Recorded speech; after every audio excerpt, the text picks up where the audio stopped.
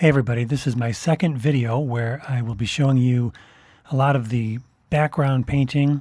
When I say background, I mean the parts of the painting that are further off in the background.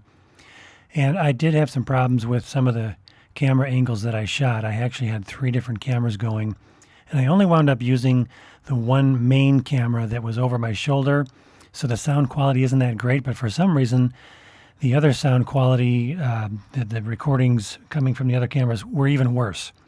So it's got a lot of hiss. You hear a lot of background sound, but you can still hear what I'm saying.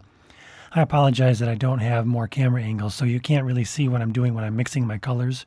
But mostly it's just me painting and talking you through the process, and hopefully you'll find this useful. I have to warn you, it's very long. It's over 2 hours and 45 minutes.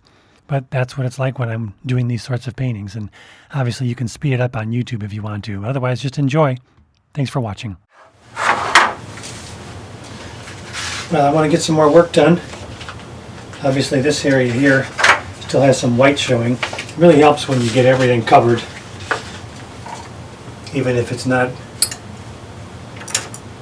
super detailed or very far along. Having white is makes it hard to evaluate everything else. And I'm trying these brushes. Since this isn't the most important, really final, detail-y kind of stuff, I'm trying some more synthetic brushes. This is from Hobby Lobby.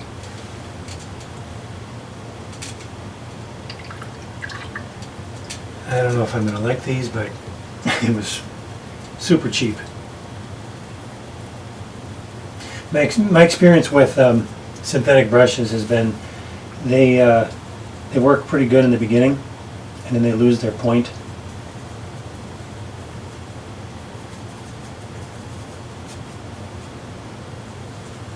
So I'm mixing up some more Payne's Gray and some sepia.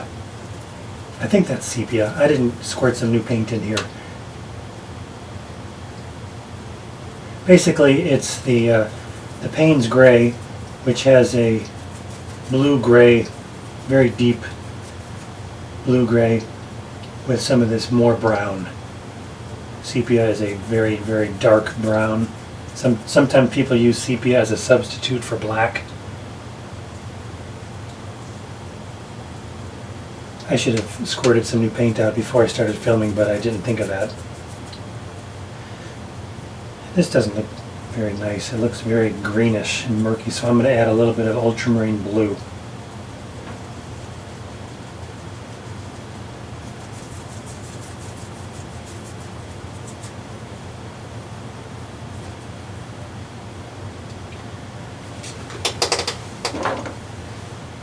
Here's the Payne's Gray. This is Lucas from Germany. I don't know who carries it in America outside of Jerry's Artorama.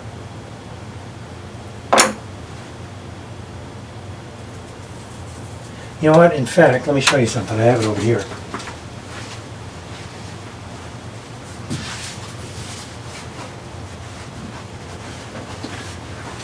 This is what I did a year or so ago. I have other colors too, but you can see there's the Lucas Payne's Gray. Right next to it I put just a tiny strip, which I added later, of Da Vinci Payne's Gray. Very similar. M. Graham has something they call neutral tint, which is almost exactly the same. And then the Lucas neutral tint is not very neutral. It actually has a little bit of a reddish tone. Here is M. Graham's Gouache Ivory Black. And here is M. Graham's Gouache Payne's Gray. And if you water that down, the gouachiness or the opaqueness of it will go away. But this is something that you may want to do. If you've got some paints at home and you're not sure what the differences are, just make your own color charts. And I'm sure there's people on YouTube that have been doing much more elaborate videos about that whole thing. I'm not sure. I'm pretty sure. Okay, so now I have a lot more of this dark. I have a dark puddle, bigger and darker than I had in the previous few videos. And if I don't want it to be so dark, I'll just go over here and start a new puddle and add some more water. Hopefully you can see that okay.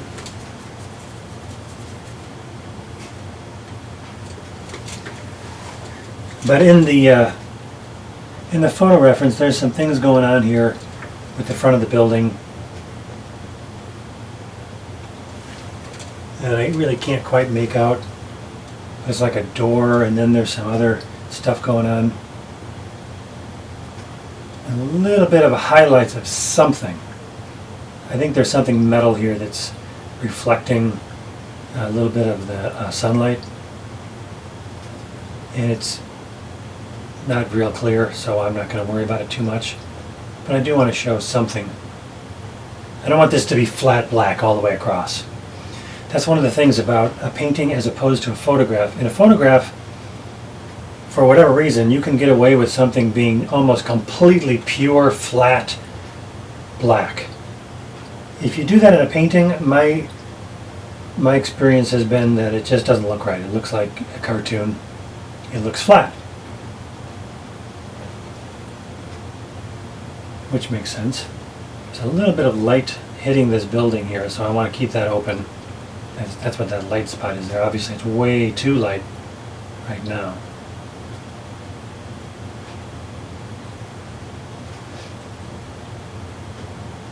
Which goes to the question of why don't I get to the darkest darks right from the beginning? Well, there are places where I probably could do that, but the basic thing I'm trying to do here is I do have indicating lines in here of what is what, so I can keep my place. And if I go too dark too fast, I'll probably lose some of that, and then I'll be kind of struggling later on with trying to remember where I am. And I might accidentally paint over some little highlight area or some defining characteristic. But I am going, for me, I'm going fairly quickly, which is something I actually need to do more as an artist. Not for every part of the painting, for the really important details that are very, very fussy. You know, the focal points, that's where it's not good to go too fast. But again, this is the background.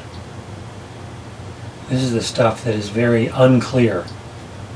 So I don't have to worry about too much. I'll be worrying about all sorts of stuff later on when I get to all this, you know, the really particular lighting effects and people in the window, the lettering. Now what do I got here? See how helpful it is to hold up the actual size photograph right next to the thing you're working on?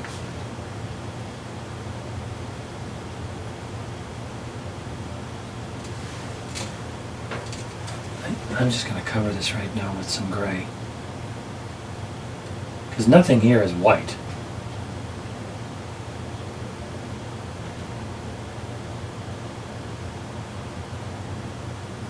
And I'm not going to paint these construction barrels.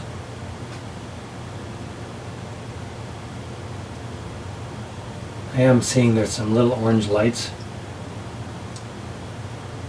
but those orange lights are attached to the construction barrels.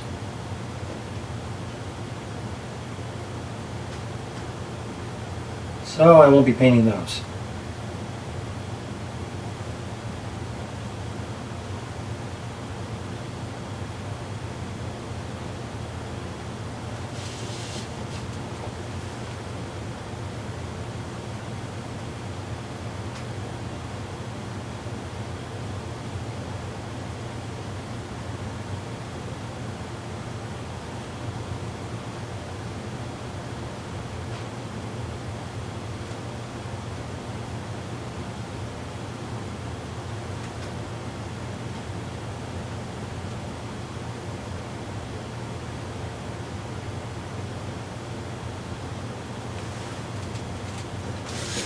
You know what else I'm going to do right now? I'm going to go deeper with this whole area, because it's not anywhere near dark enough yet.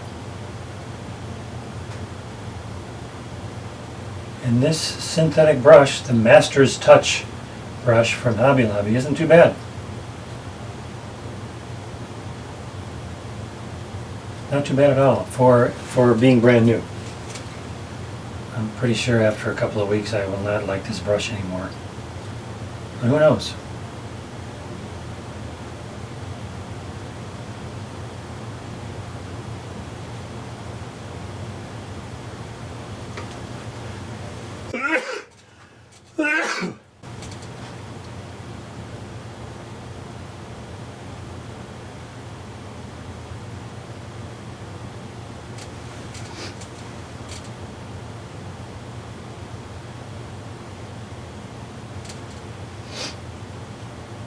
You know what? I could keep going here. No, I better not. I'm going to mess up the line that's there.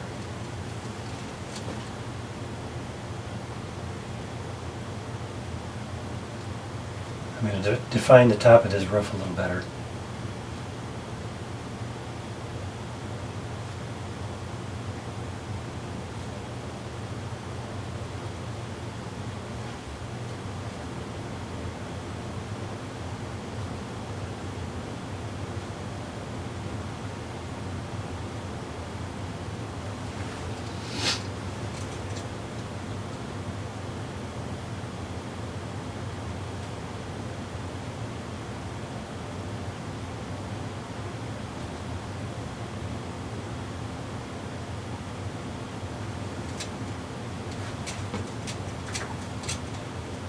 Now I can add some more darks here too while I'm at it. Remember, I don't want to create an edge where the building is, because our eye cannot see that edge.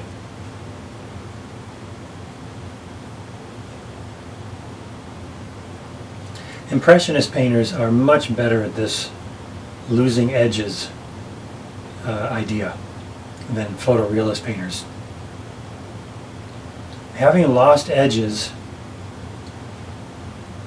makes the very clear edges much more effective.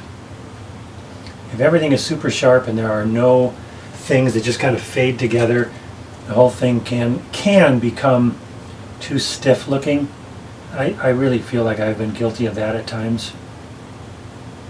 So this background of all these dark shapes that kind of all merge together is something I looked forward to painting. When I looked at this image, I'm like, hey, I can do some of that lost edge stuff.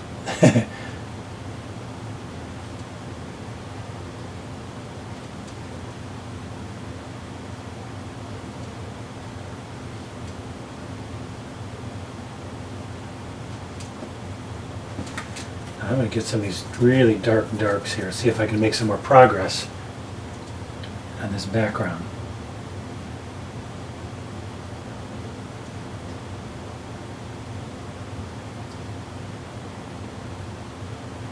You know, in your head you might be thinking, oh, these are trees back there.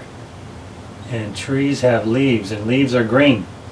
But there is absolutely no green, because you just can't see it when it's this dark.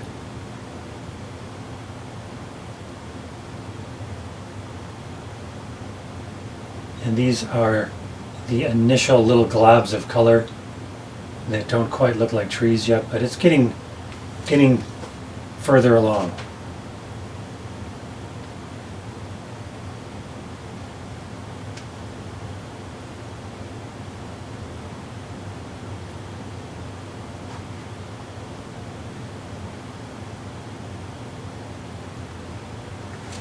Let's see if I can get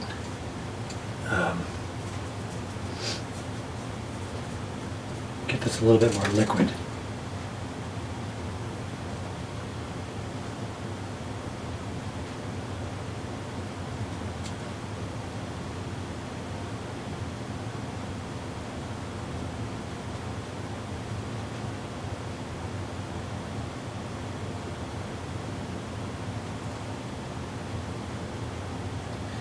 Because I did the earlier layer, which is much lighter, I can go more quickly, I can go more confidently with this really dark, because I've kind of laid the map with the previous layer.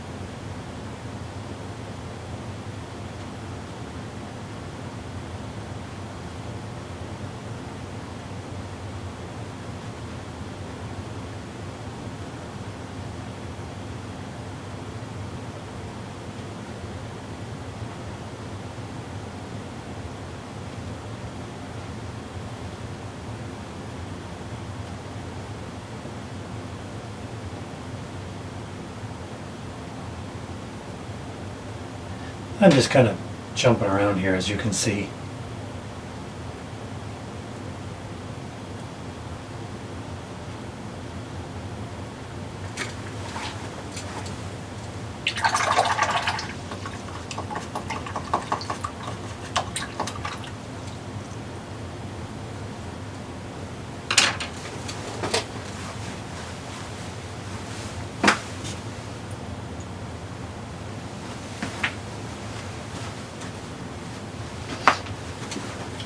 Let's add another layer of roof here, as long as I'm doing big stuff.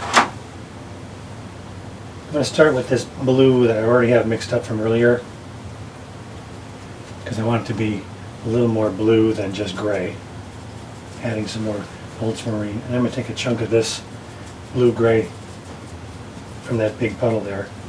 Add a little more water. Remember, always make a big puddle. Watercolor is cheap, and watercolor paint is cheap as well. In fact, water is free, or close to free, and the paint itself doesn't cost much. So always mix up a big puddle, and you don't have to be frantic about it later on, or in the middle of a section. Speaking of something in the middle of a section, there's a piece of fuzz on my brush. Now this wouldn't be a bad place for me to be painting horizontally, if I'm worried about it being so wet that it might drip down. But I just used the sponge to take some of the extra paint off my brush.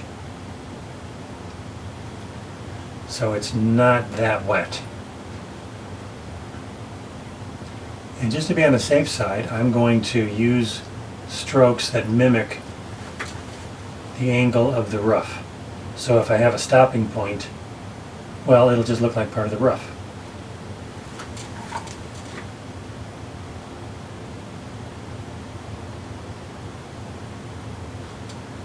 In fact, I don't have a big enough brush. I can't go fast enough. I'm going to let this dry.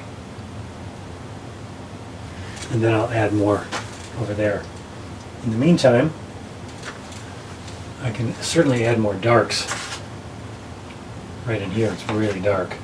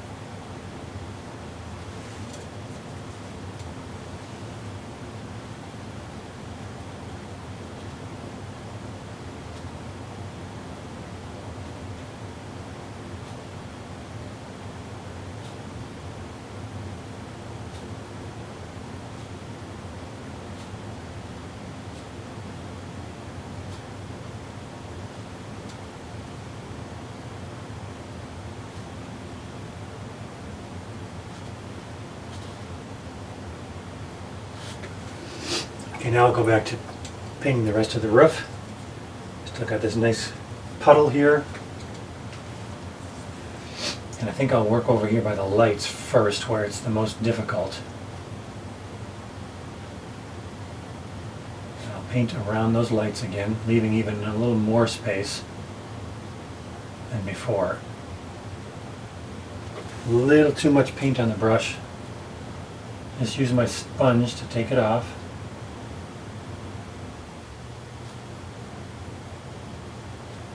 Now I'm going to mimic the lines of a roof again.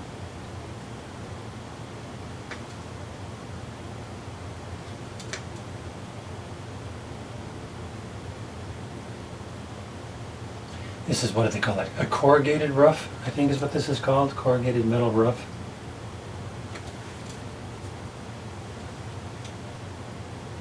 And these angles are not geometrically perfect.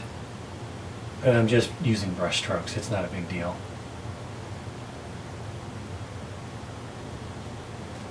I notice I went over the line there a little bit, but I'm not going to try to fix that right at this moment, because that'll take away from everything else and make everything else worse as it dries too quickly and gets real splotchy.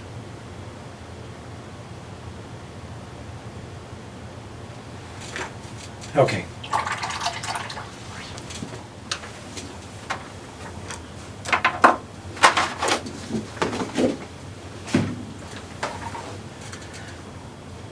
Well, instead of being caught off guard and trying to scramble to get my colors wet, I'm going to squirt them out fresh out of the tube. This is the Lucas Neutral Tint, which, if you remember from my color chart,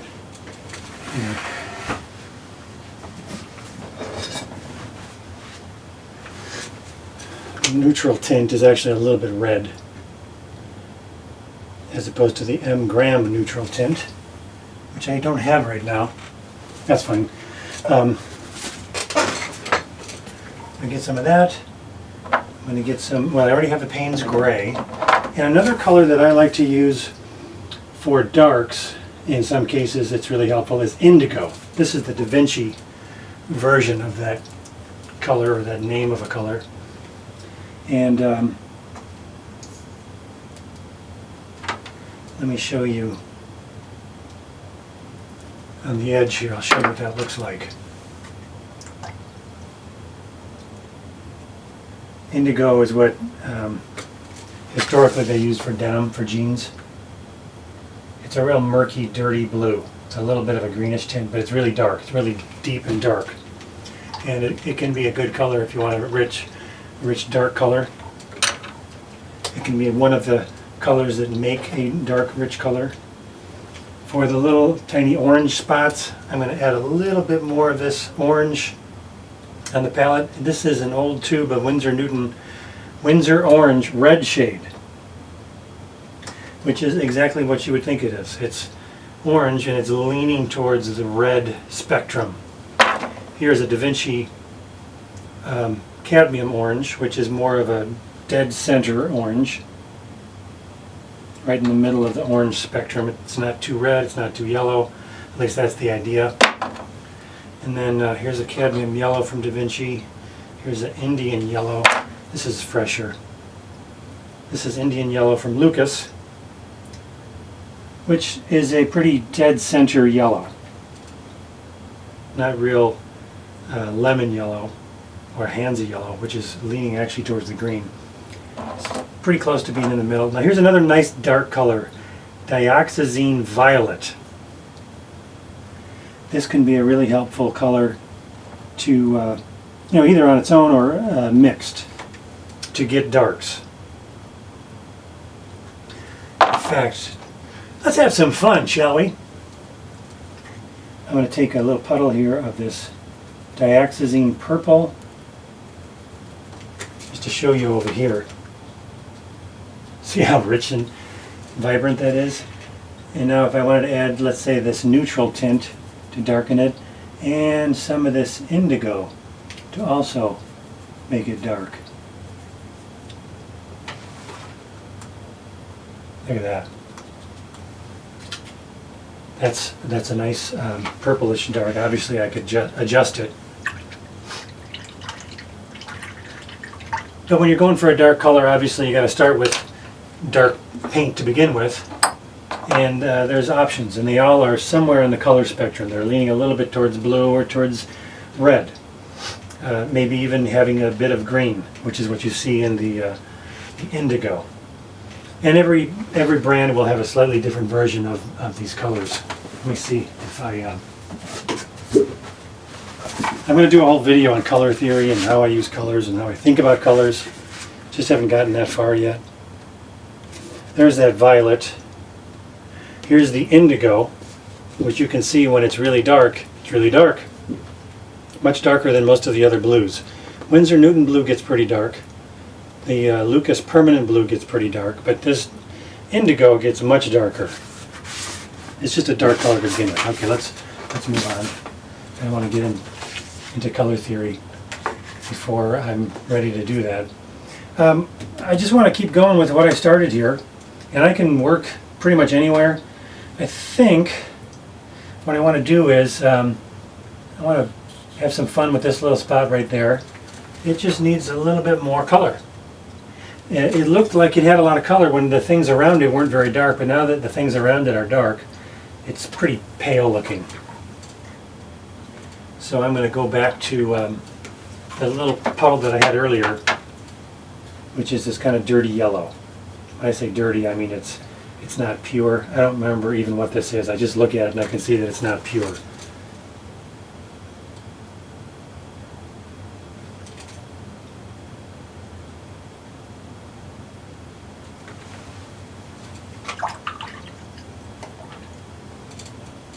I mean, one of the funnest things about painting is creating the illusion of light, whether it's sunlight or the light from some kind of a bulb or a sign or a reflection in a window. I'm also going to paint a little bit of orange here for these letters. Be alert.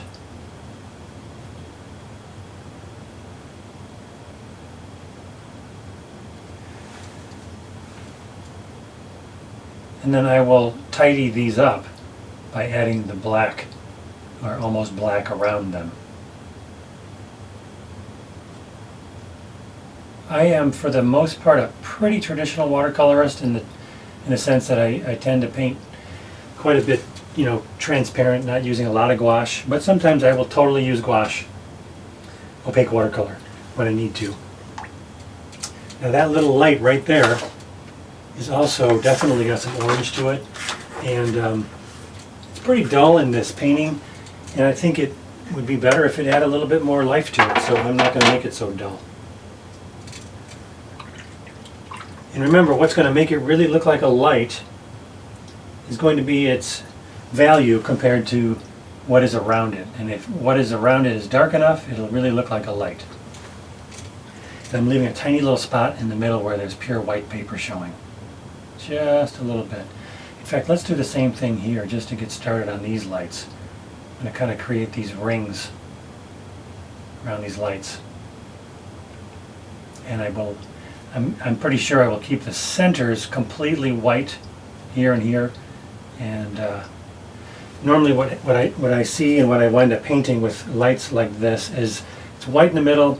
It's a really light, intense yellow, which becomes orange and then fades. Might even have some orange turning to kind of a reddish pink around it. Let's also look at this sign. I actually have it cut in half. The lightest thing there is a very pale yellow. So let's just put that in right away.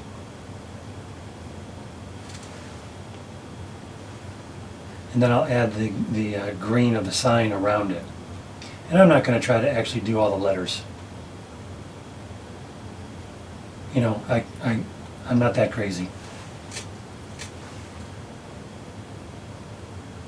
It remains to be determined exactly how crazy I am. Experts around the world are still looking into that. There's a little orange dot right there, which is the top of a traffic cone. You know, I told you I wasn't going to put the traffic cones over here. I don't know, I kind of like that one. That is a reddish orange dot. You probably can't even see it in this video, but I can see it up close here. Oh, I already painted over it. Yeah, okay. Skip that. See how some things just don't really bother me too much. How about if we put in this the beginning of this sign here? That's a real dark orange. So I'm going to just get that started. Obviously, we know what the local color is, or the actual color of the paint itself in a construction sign. It's orange. You know, kind of a golden orange. I don't know exactly. I think some are a little more orange and some are a little more yellow. But this is a dark situation where there's not a lot of light hitting it. So that's just the first layer. I don't know why I didn't go darker to begin with, but anyway. This sign here, which is right beneath this sign, is pure white. I don't see anything going on. I can barely make out some letters. And I'm not sure if I'm going to keep it that way because it may look like a mistake or it may look like it's a glowing sign. I'm going to just sit on that for right now. There's a little square object here, which I think is just something that in reality is white, but it looks lighter than everything around it, so it's still not white, but it's lighter. It's got a little bit of a, I see that as a deep violet, and that'll show up as everything else around it gets dark again. Here's a neat little thing, that tail light. The tail light is pretty stinking red. And this is a hard thing to do with watercolor. To get those really intense reds, I already had some red here, but I'm going to take the red shade of orange, and I'm going to start with that and see what that looks like. And when I say see what it looks like, I want to see what it looks like after I paint more of the car around it. Because right now it's going to seem like it's too dark. It's not glowing. There, that's a start. Also, there's a tiny little orange, I think that's like a, not the turn signal, but whatever that thing is in the front of the car that is red, little light. I didn't leave it pure white there, so that's not really going to glow. And it didn't really work. I'm going to wipe that out. Now I have a more white starting point. I'll let that dry before I add color again. Let's see, where else do I see some? Well, these reflections on the building, right in here, are definitely kind of a pale. I'm guessing this is a metal door or something. Maybe it's I think it actually might be a metal truck. But there's little reflections on it.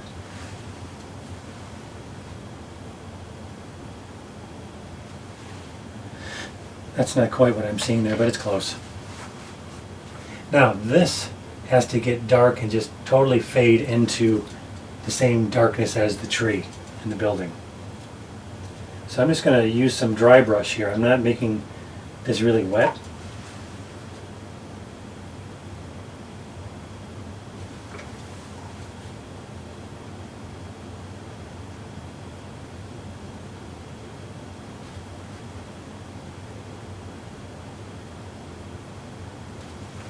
Now I'm just going to drag some of that paint off of here.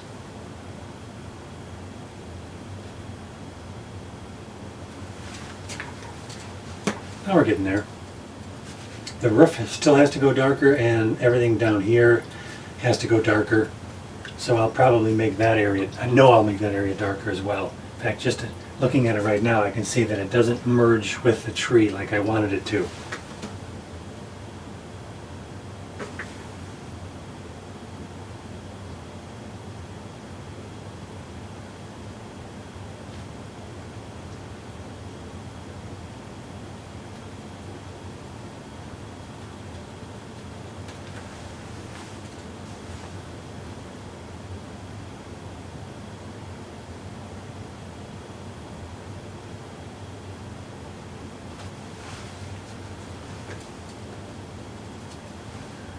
And I'm going to now re-wet this dark puddle here. Not the whole thing, but this will give me some more of the darkest darks, so I can see how everything else is looking.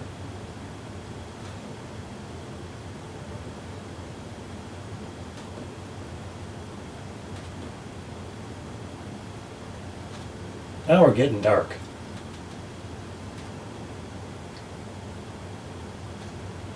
Not completely dark as it's going to be, but you can see I'm getting into the ballpark.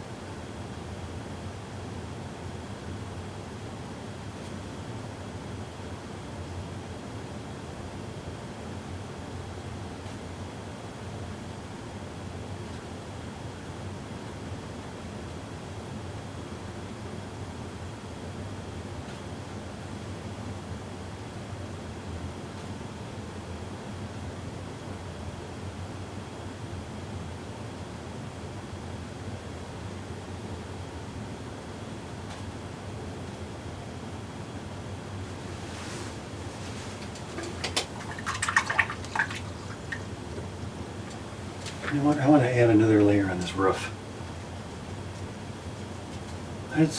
Let's do that, shall we?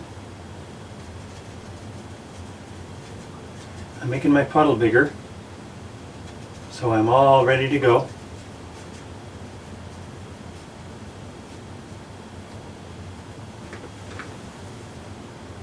I think this angle is a little off too. It needs to be more sloping, so I'll fix that.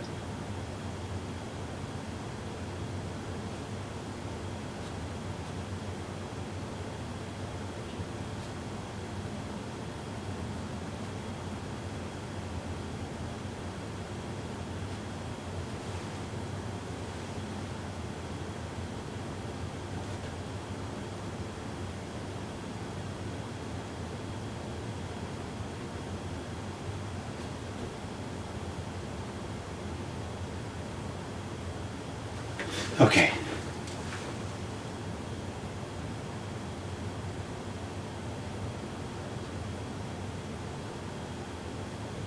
I'm really trying to get all this stuff to kind of just blend, and the distinctions I want to be as lost as they can be, as indistinct, I guess, as they can be. I want the distinctions to be indistinct.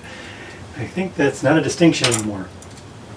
Let's do something else here. Notice how blue the top of this car is, except for the very front part of the grille.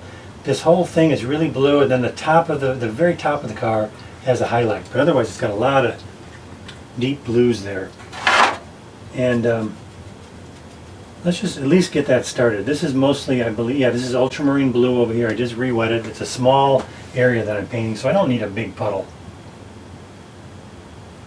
Well, let's go like this. Leave that little bit of highlight on the roof. And I'm going to pull some of that extra paint out of this brush, so it's not a big puddle per se.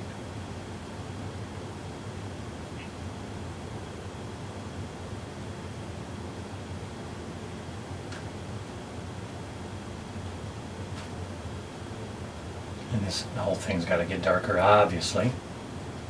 And it doesn't hurt to add a layer of blue. But I'm going to let that dry.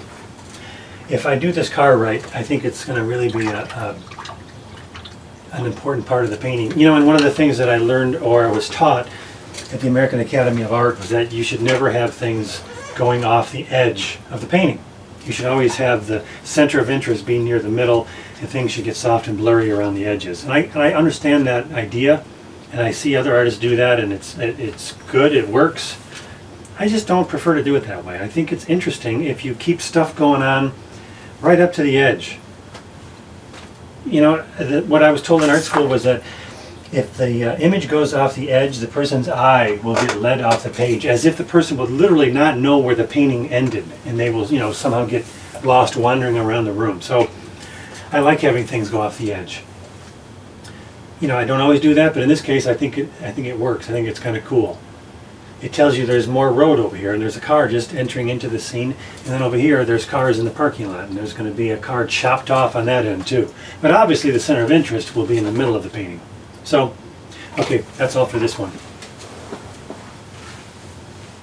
I think what I'm going to do now, for no particular reason, is start painting in some of these poles and these lights. And when I say for no particular reason, I just mean doesn't matter if I do more of what I started over here or move over here. I could even start painting over here. But I think the sky will make more sense. It will look more like it's supposed to look after I put some things over the sky. Or I'll find out that I did a terrible job.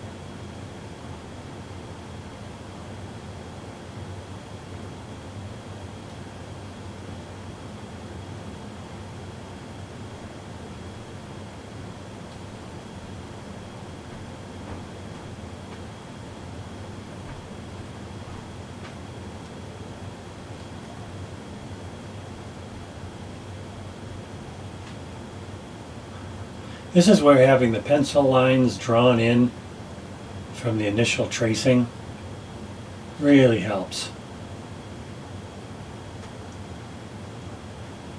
Because these are very particular, very mechanical. It's not like a tree branch.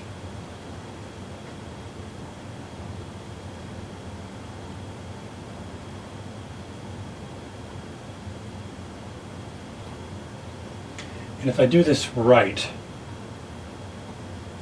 I should get these completely painted in just maybe 2 or 3, probably 3 layers. We'll see. Because I'm starting fairly dark, because I know how dark these things have to be. But as you probably have noticed, I rarely start with the darkest darks right off the bat.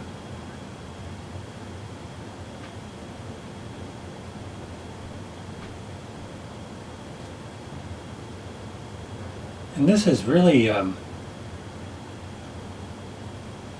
physically straining. My hand kind of hurts because I'm being so careful.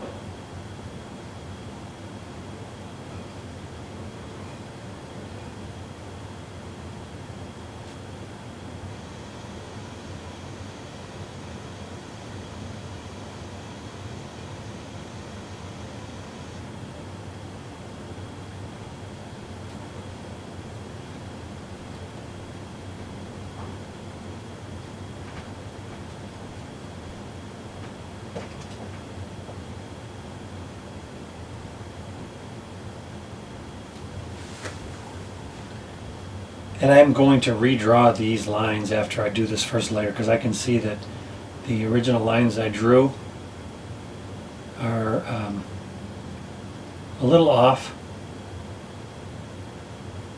just a little. This line is not straight, I can see that as I'm working on it, but getting this first layer down is fine.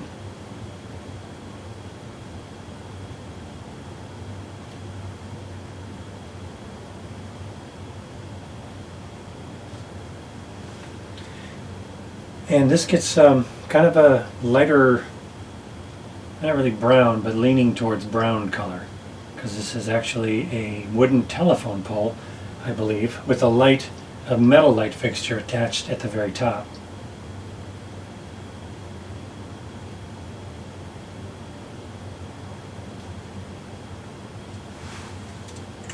Let's put that yellow, which is either paint or reflective tape.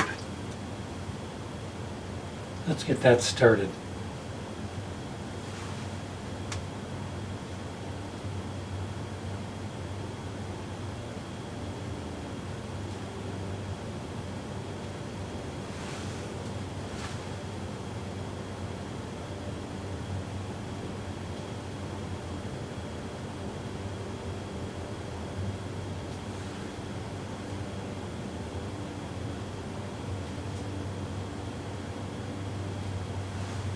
And let's do another layer on that construction sign. I didn't go nearly as dark as I could have.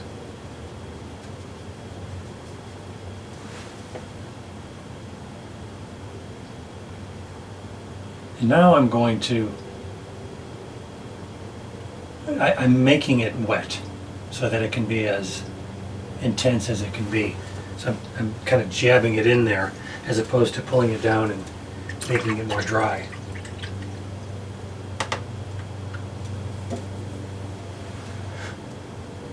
Okay, now I'm gonna work on the pole right next to it. And this one appears to be a completely metal pole that goes all the way down, and it gets really, really dark at the bottom. Oh yeah, the whole thing is really dark. This other one, I should say, it's not dark at the bottom because the light is hitting it, whereas the other one's a little bit further back and it's all dark.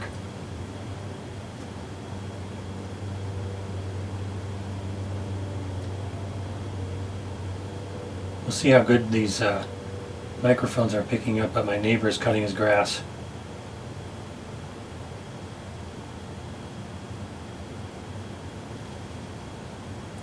there's that little thing right there, yeah.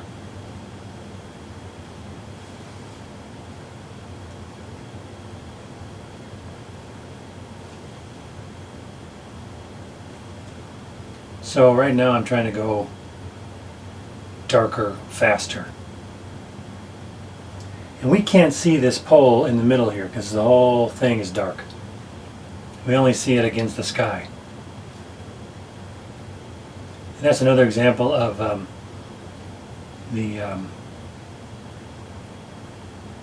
blurring the lines.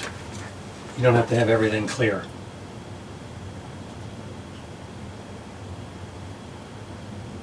Blurring the lines or losing the edges.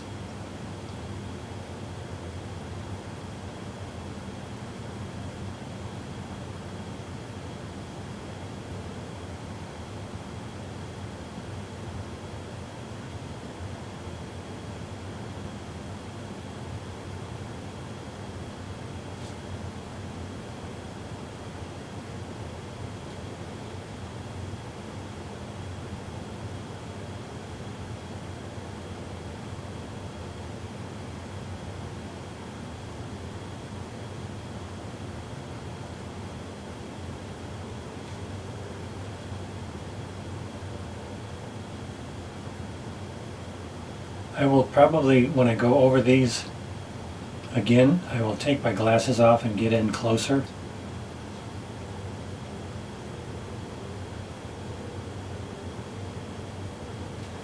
To get it even more precise, because right now I can see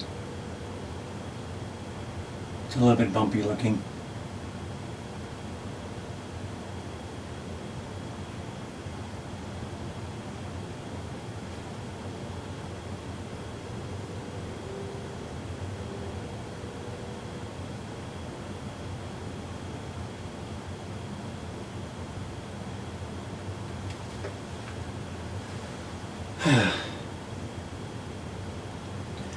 That is not a very straight line or straight pole. Ugh. It's okay.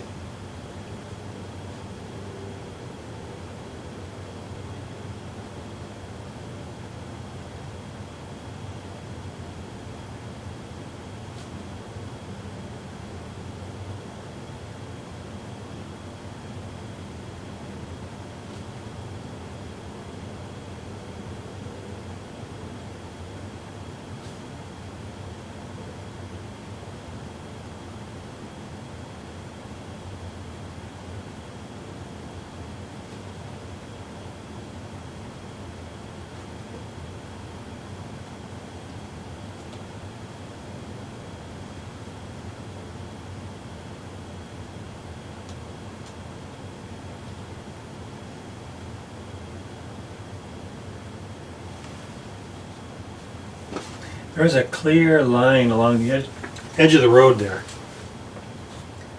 Real straight.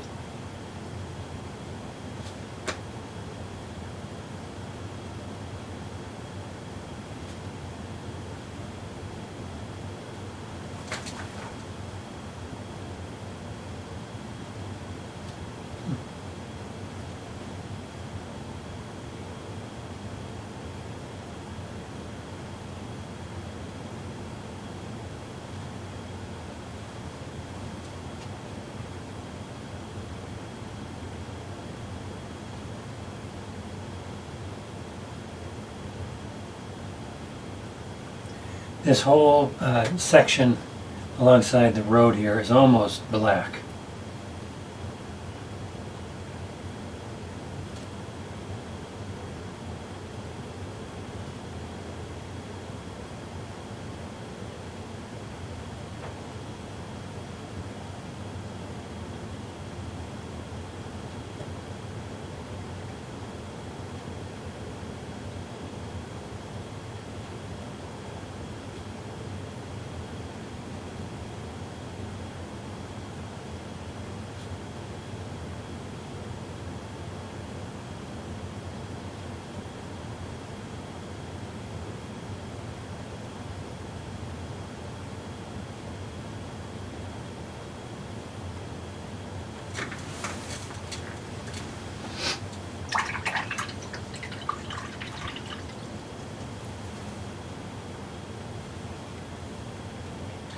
Let me finish painting a little bit of that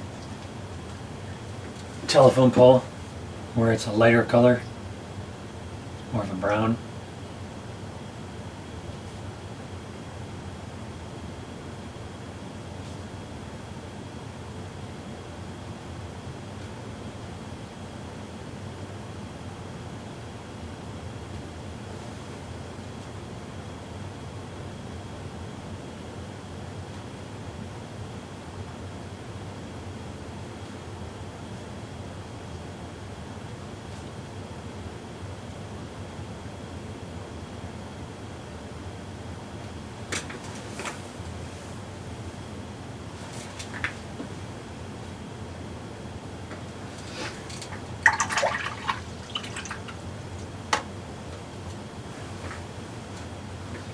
I'm going to put some yellow here now.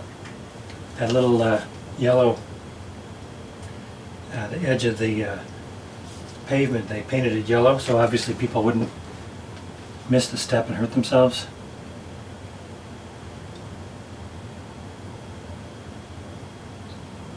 I don't know if it's paint or tape, probably paint.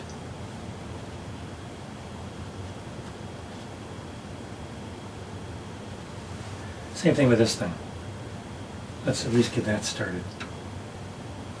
It's got to be a real dirty yellow. Right now I'm just painting it pure yellow. That's too intense. It's not that intense. It's murkier. Okay, let's grab some of this other stuff nearby and get it murky right off the bat.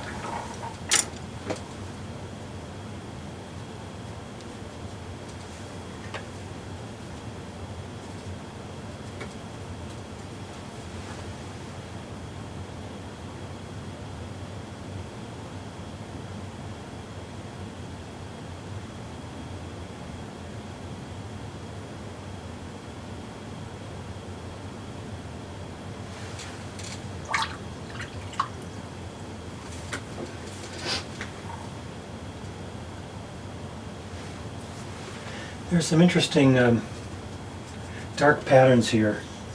This is a curb, and there's a real dark shadow because the light's coming down and casting a shadow along the edge of this curb. But on top of that, there's just a lot of debris, a lot of dirt. Oh, I think there's a little bit of that masking fluid still there. Yep. Hold on.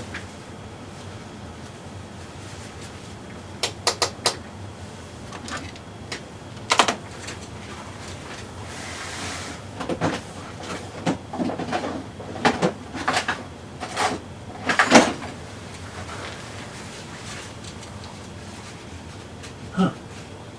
Yep. Oh, yeah. Okay. Can't believe I missed that.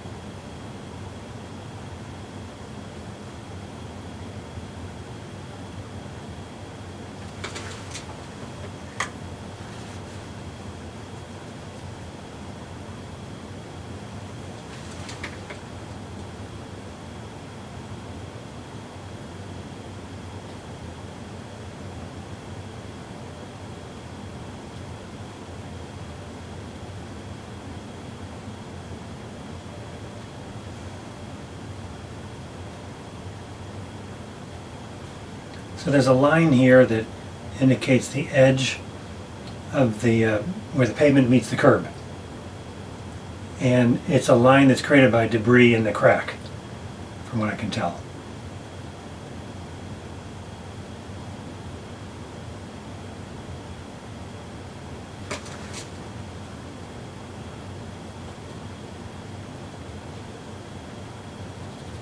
And those are some nice textures, you know, kind of like textures on an old building, an old barn siding, or something that's really worn. This is actually dirt on cement, but still, I love creating texture with watercolor. So you can really do a good job of it. And if you'll notice, I'm using my natural hair brush, which I think it seems like those work better when you're doing this kind of scraping along, scumbling texture. And let's do something else. Like you have a choice, right? You're just watching me. I want to work on this little manhole cover. When I took off the masking fluid, I said I'll clean that up later. I'll show you what I mean.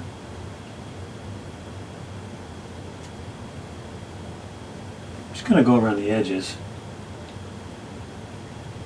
and make it more of a pure oval. I lost the drawing underneath when I rubbed off the fluid, because there's these little dot patterns in there that I have to redraw. But it's going to be really cool.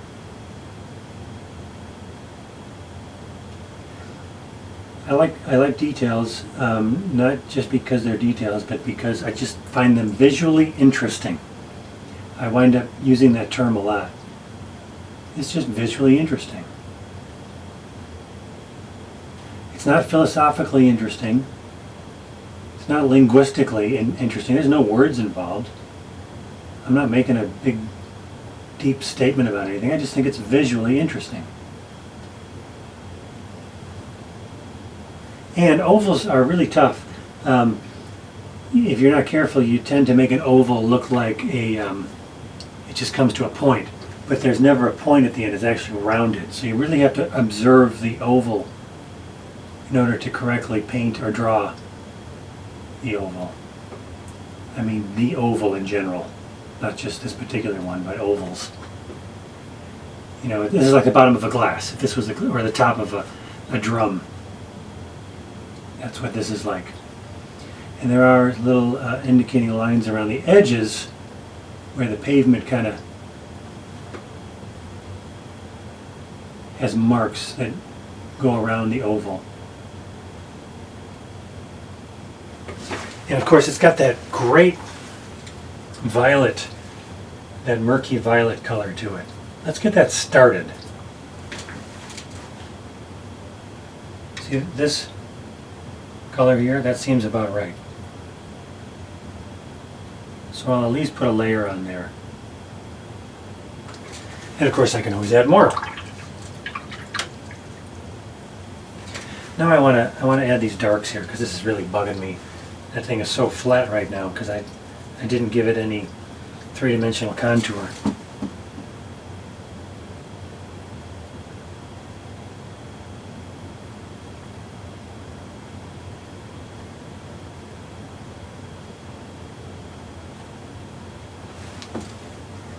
I'm going to water this down a little bit so it's not quite so dark all at once.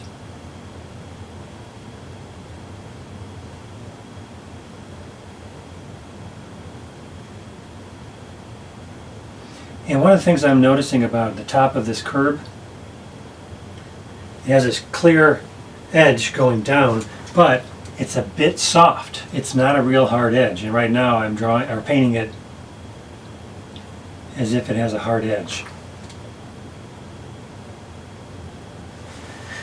And I will try to fix that in subsequent layers. I may actually re-wet this and then just soften that edge just a bit.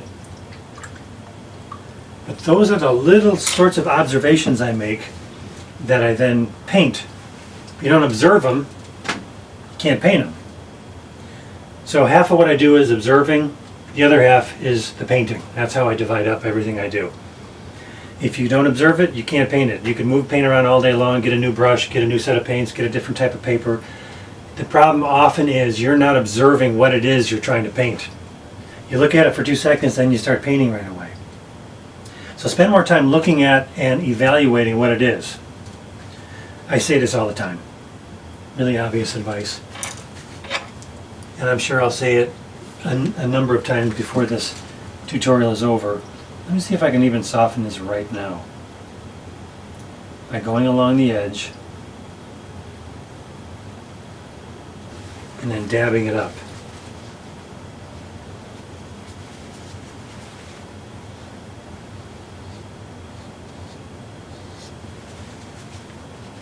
Yeah, that's a little better. I think what I'm going to wind up doing is I'm going to use a lot of tiny little brush strokes to tighten that up, to give it that distinct edge that's also a slightly soft edge.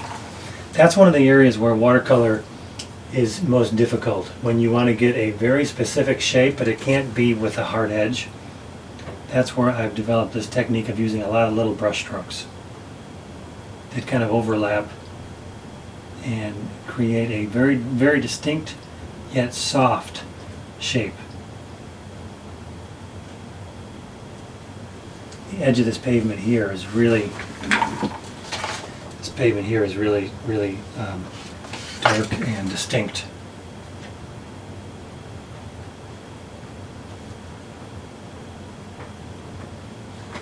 Okay, that's all for now.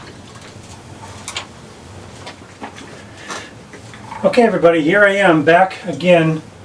I had I think a 2-week interruption where my computer died and a bunch of other stuff happened. So I'm going back to this section here, and I want to make some progress. In these early stages, for me, it can be really useful just to get stuff done. And in that process of saying I'm just getting stuff done, I often don't get anything done to completion, because I'm just trying to be, in my mind, productive. Some people just take one section at a time and get that completely done before they go on to the next section. I don't know why that's never been easy for me. So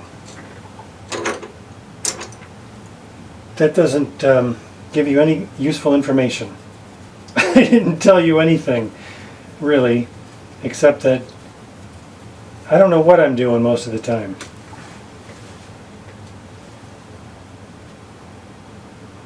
And you came here looking for advice? I mean, what were you thinking? Okay, seriously, I'm going to just darken some of the areas that I already started, and I'm going to try to get quite a bit darker. Basically establish the darkest darks. And I already had some paint mixed up. I don't know if you noticed that, but all I did was add a splash of water. And that's one of the nicest things about watercolor. If you have a tray, like I have, any kind of a palette really, and you mix up your color in big batches, which I always recommend, you can always re-wet it and just go right back to where you were, which is what I just demonstrated. But it's also helpful that you kind of know what you did to get to your achieved colors. In other words, I think it's really helpful not to just start grabbing a bunch of paint and mix colors without really thinking about what you're doing, because if you don't pay attention to what you're doing and you really like your color, you may not be able to achieve it again because you forgot, you know, a couple weeks later, what was it I used again?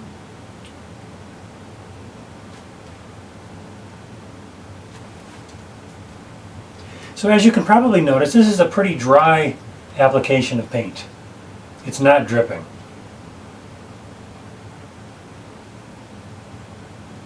And that's why I can work on this sharp angle without any problem at all.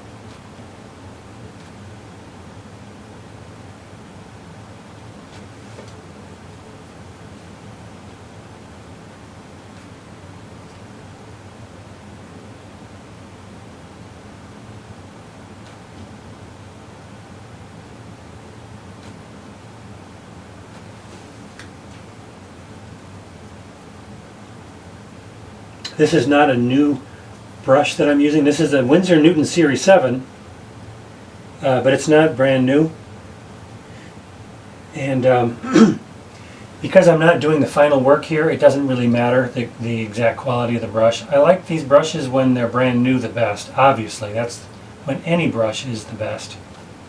But because I'm doing kind of mid-level layers here where it's not super detailed, super accurate, I don't really want to wear the point out of a brand new brush.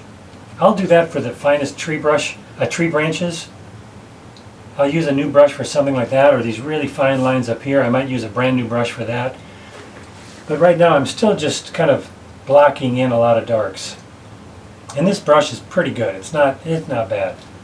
It's just not brand new.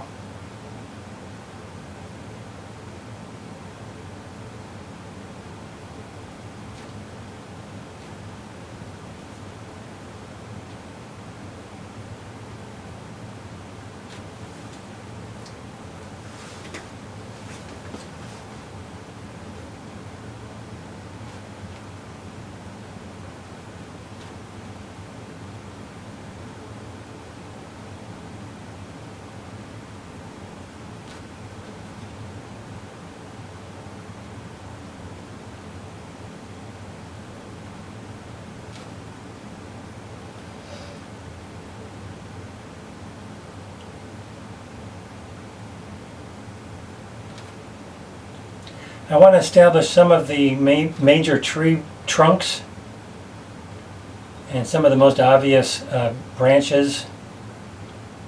But man, I don't want to necessarily make a million little branches here. I want to do some dry brush scumbling. I want to get to that as soon as I can, but I do need to establish where the tree trunks are, where the main branches are. And those main branches, I have penciled those in. And I can see those pencil lines underneath. I didn't pencil in all of them, I just penciled in enough to kind of keep me on track.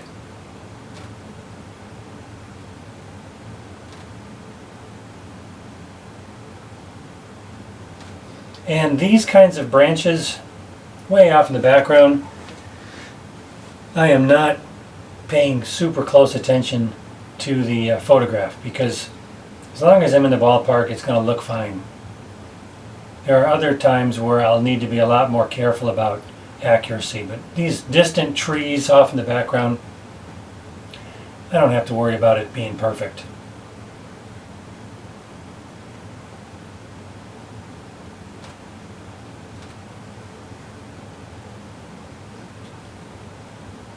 I'm not even close to being dark enough yet.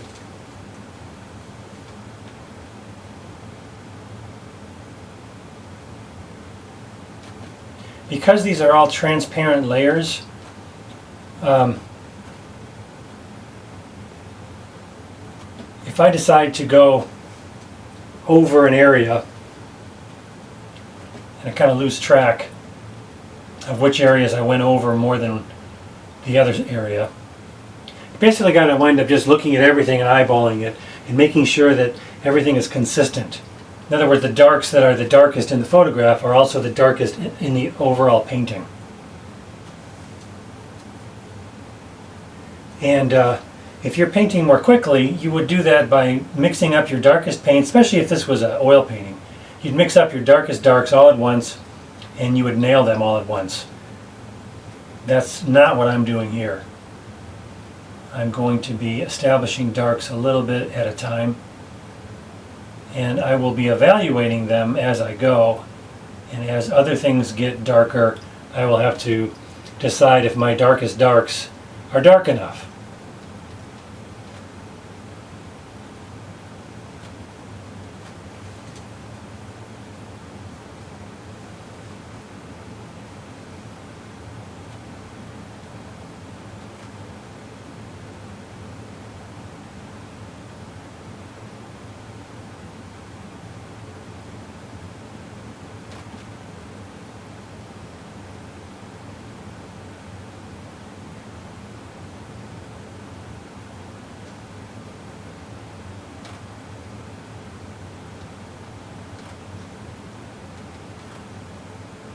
There's just a glimmer of light coming down onto this building, and right now it's too light.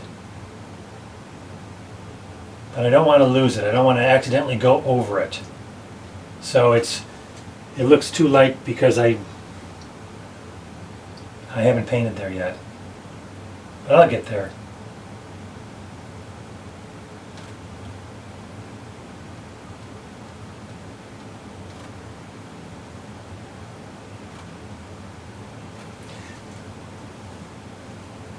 I can see that I'm going to need to mix up some more of this dark color here. And after I told you that it's important to remember what colors you used, I'm realizing that I don't remember what colors I used. This is that Payne's Gray, I think. Is that what that is? No, that's what this is. See, a couple weeks have gone by and I've already lost my place. A lot of artists do something that I have not done very consistently, and that is to always put the same paints in the same spot of your palette. Do as I say. Don't do as I do. I'm pretty sure it's these two colors here. And one is Payne's Gray. I think the other one is... And I see I moved everything. I had to clear off my desk. Anyway.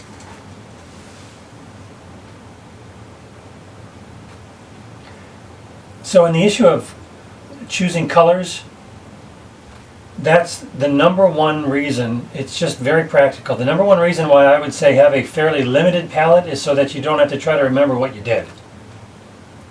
But if you have 10 versions of every color, it's going to be really hard to recreate something. However, if you're into making charts and you're really organized and you maybe memorize stuff well, then get as many tubes of paint as you want.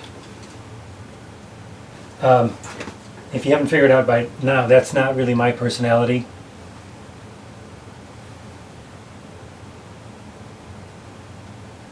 So I'm somewhere in the middle. I have a pretty good variety of colors in my all of my paints. I could have less and I could be fine.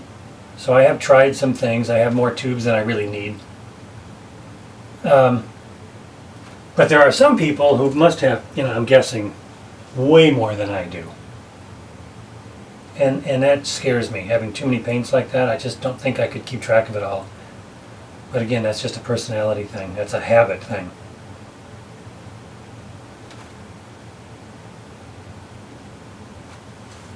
Yeah, I still got so much farther to go with the darks.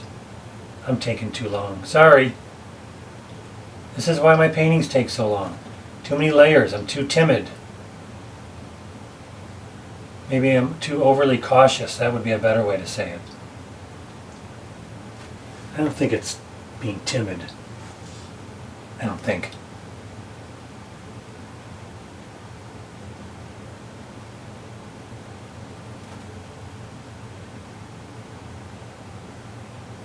I don't know what I'm looking at. Why is this in front of that? Oh, I see now. This is not the top of the sign. Okay. Doesn't matter.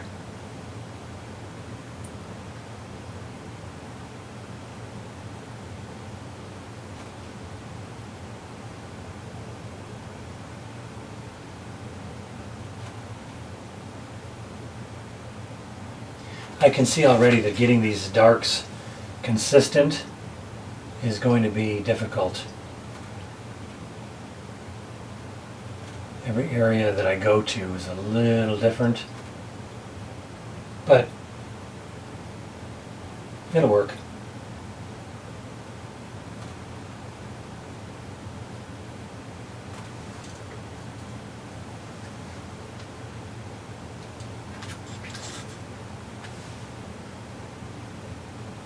I do want to start doing this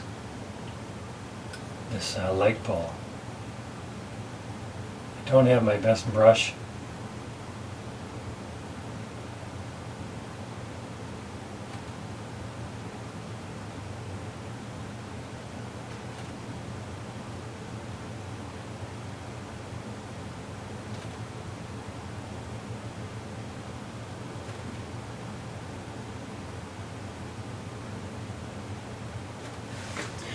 with stuff like that, I will get it started just like over here, and then I'll go with my ruler and I'll draw a pencil line to keep me on track. I won't do the rest of it with this brush. It's not fine enough. But this flag here is a pretty big shape, and this big brush should help. I want to get it as dark as I can as soon as I can. So having a big brush that holds more paint is a good way to do that. And that's pretty much how it is all the time. If I can get more done with a big brush that I can still control, great.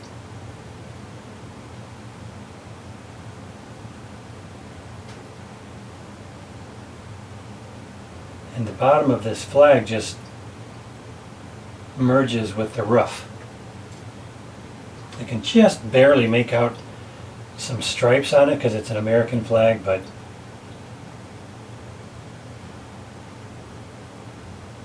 we'll see if I even bother trying to paint that. Remember, this is the background. My goal with this background, in theory, was to have everything look like it's way off in the distance and it doesn't have a ton of detail, because in the real world, this kind of a scene on a sunrise like this, you just don't see that much stuff in the background because it's too dark.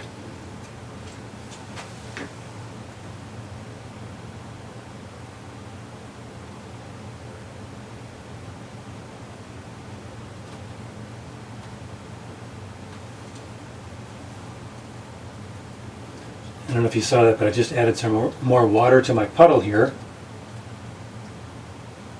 because it was starting to dry.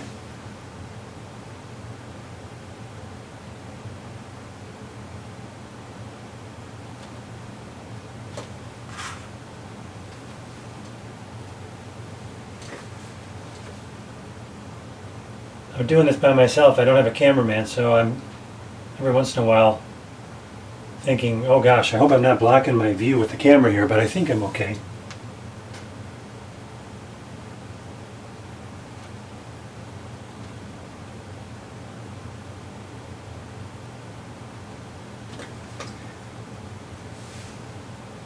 I'm getting closer to the darks that I want, the darkest darks.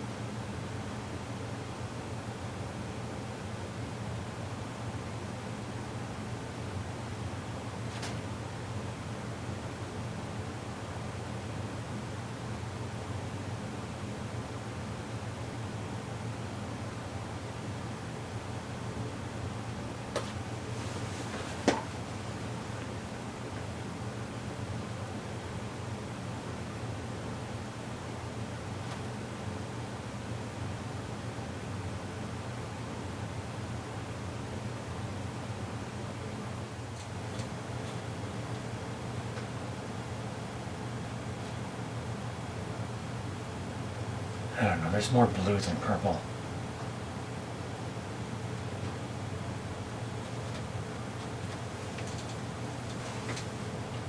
And this actually could be done flat because I'm using so much water. This is an undercoat. It's not that big of a deal if I can just fade it out.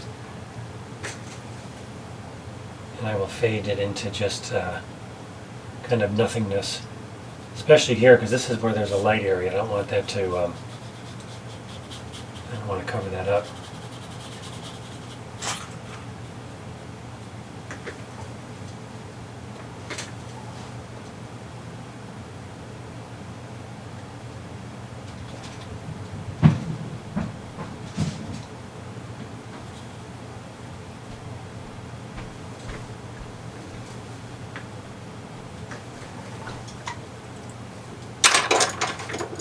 Bigger brush. That would make a lot more sense, wouldn't it?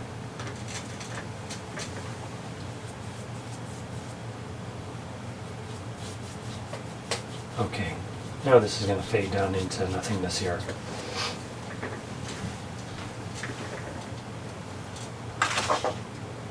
I'm not even in the ballpark. It's not even close to being dark enough.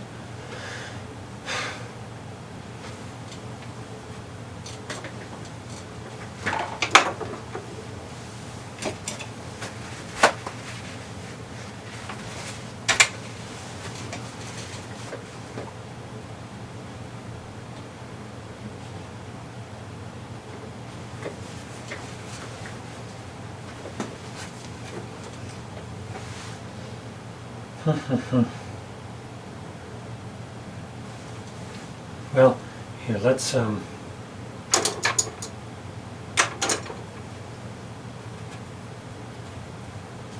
this little spot here has got to get a lot darker yet.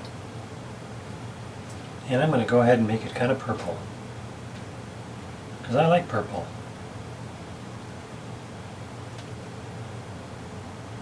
How could you not like purple?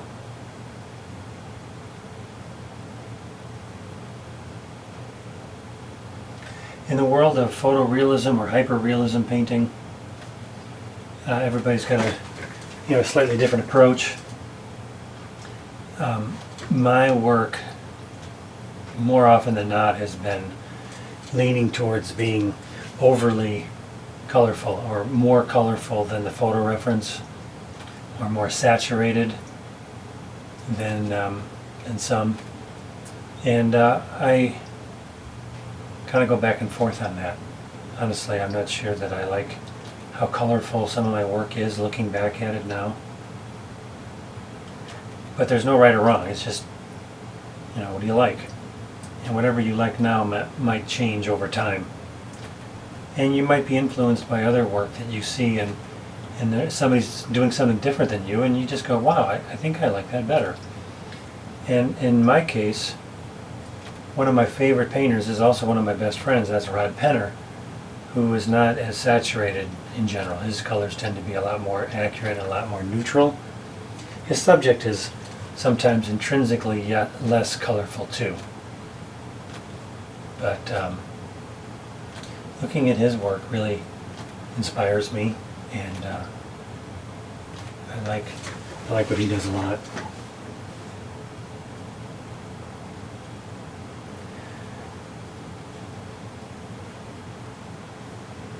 I feel like I need to just get this whole area dark before any of this up here is going to make a lot of sense. Well, let's see. If I get this big brush, is this what I started with? I think so.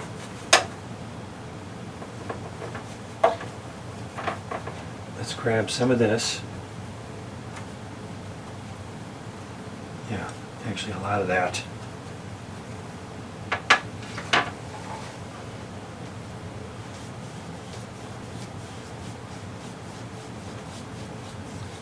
And this is going to be, there's going to be texture here, even though I don't see a lot of texture in this photo reference. Let me get this off the edge. The issue of having a lot of texture in the road is totally fine, because a road just kind of has texture. So I'm not worried about the brush strokes here too much. And I know that I'm going to be doing more layers. So basically I'm using a large brush with a kind of dry brush technique. I'm going to make sure I don't forget about the curb. If this was really wet, I would have an issue with it dripping, but I'm using a fairly dry application. That's why I can kind of keep going here without having it all run down.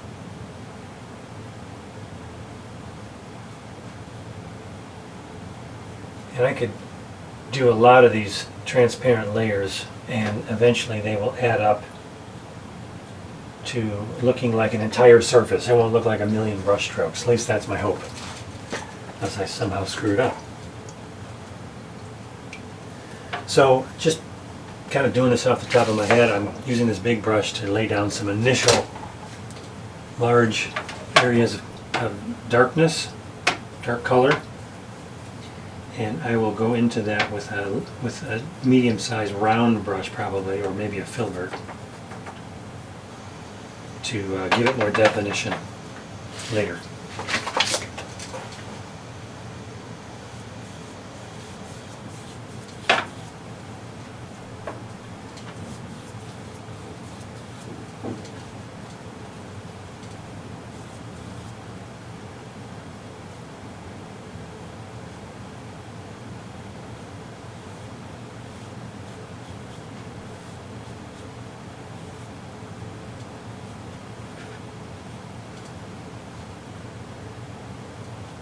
Now I'm getting into an area over here that's actually a little bit wet still, which I probably should not have done. Oh well. I'll let that dry.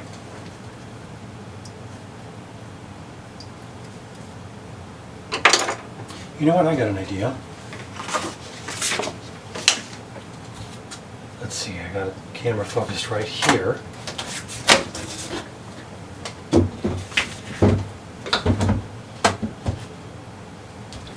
Let me see if this is still in the right place. Yeah, pretty close. Let's go like this. While that's all drying, let's fill in some darks over here. That would help me feel like I'm getting somewhere.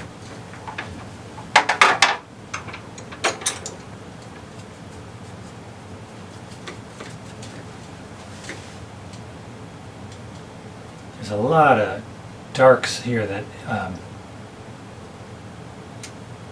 it's almost like busy work, because you know one layer, 2 layers is going to be nothing. It's going to be many layers. And really, there's a dark edge of this building that I could be doing right now, because it kind of will blend with the background. Not kind of will blend with the background. It will blend with the background. But I'm just going to do the background. This kind of, I don't know, I think that's mostly trees. But it's so dark you can't tell what it is. And I'm going to paint it that way. It's just darkness in the background. I think that was a Bruce Springsteen album, Darkness in the Background.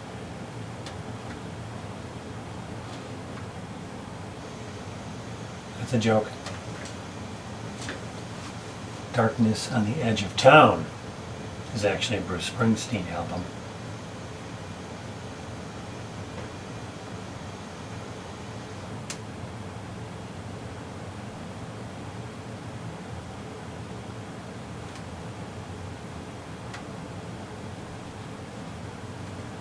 And this kind of goes all the way up here. See, I did this tree trunk, and it stops, and where it stops is where the darkness begins.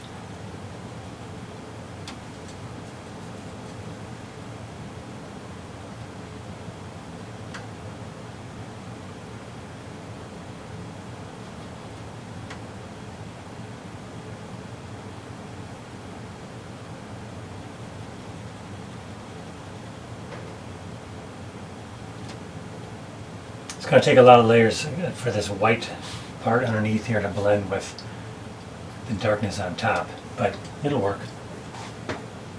I'll get there.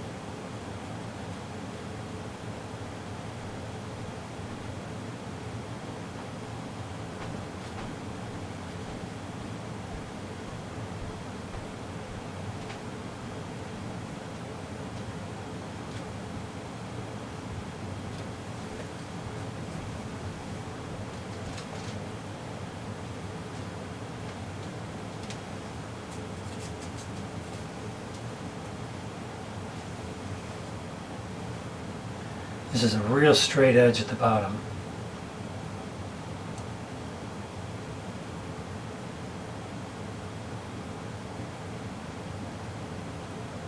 Bottom of the car.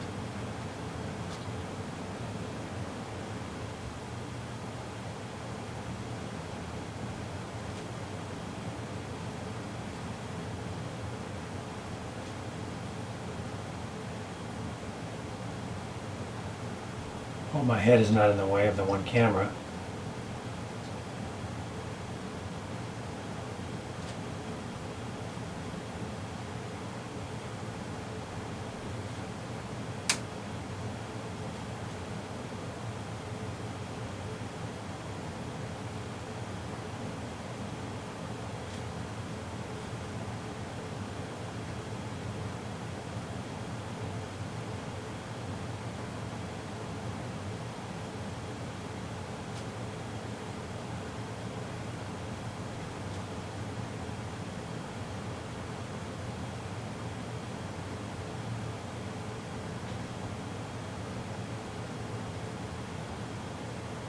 This is a Pontiac Grand Prix. No, not Grand Prix. Le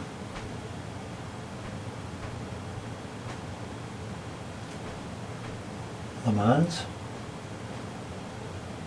No.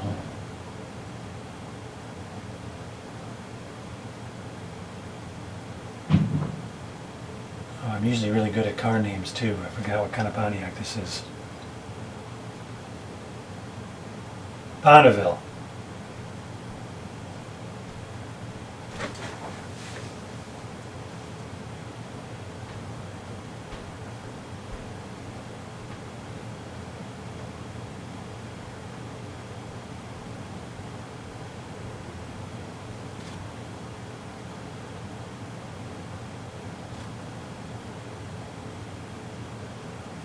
So this is pretty dark, but not nearly as dark as I will get. And so if I'm a little bit off with some of these edges, not a big deal. I'll tighten it up in the following layers.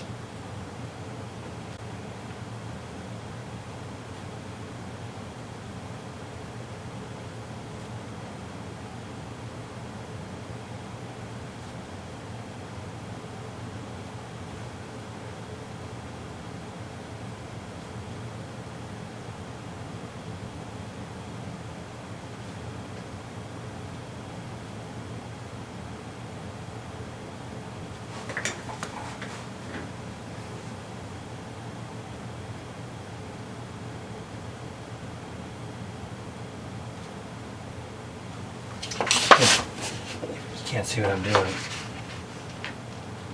Now you can.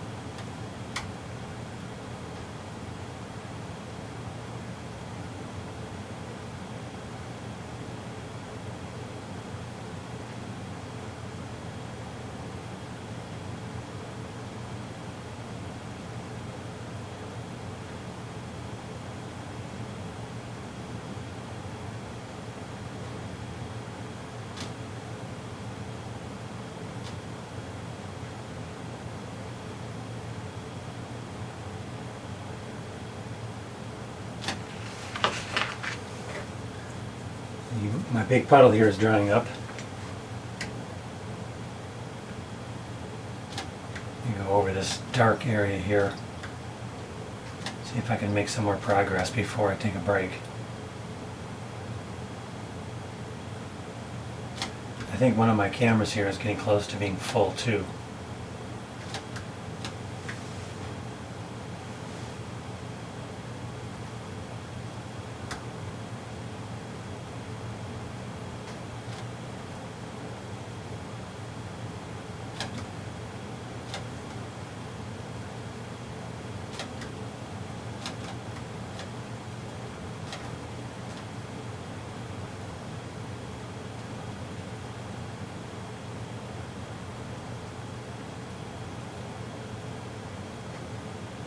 Okay.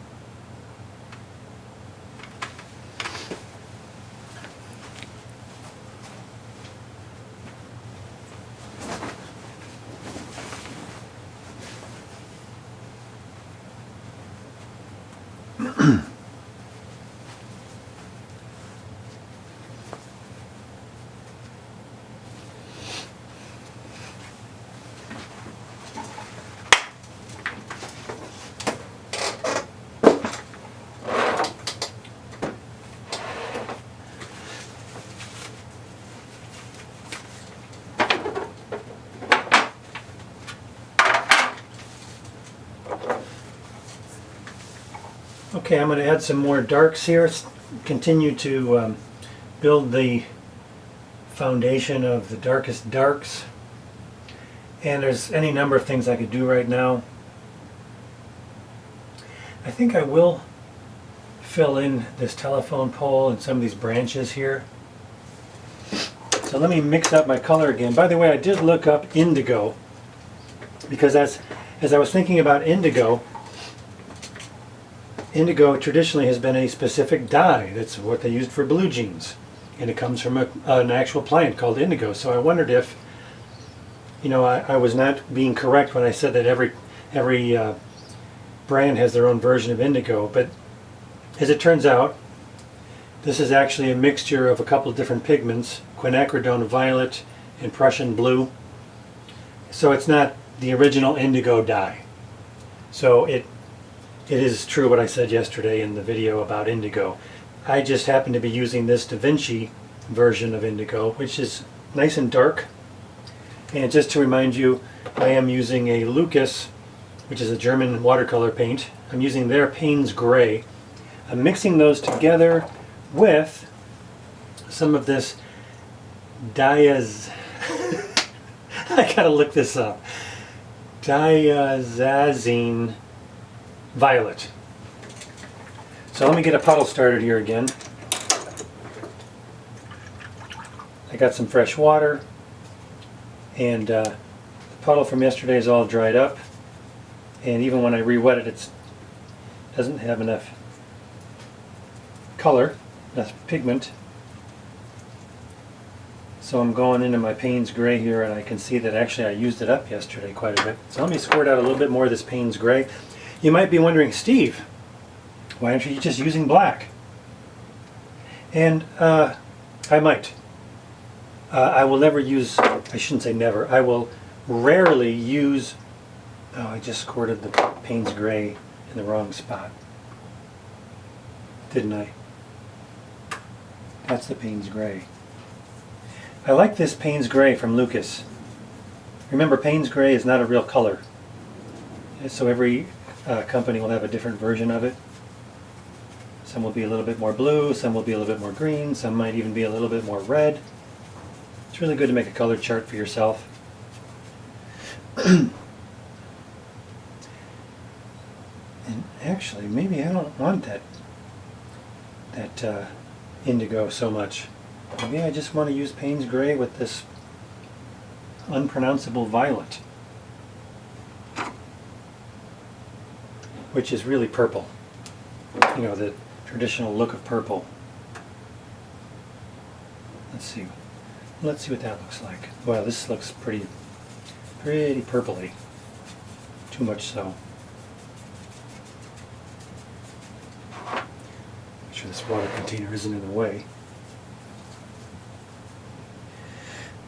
Now I'm going to add some more Payne's Gray. A little bit more water, kind of scoop that in there.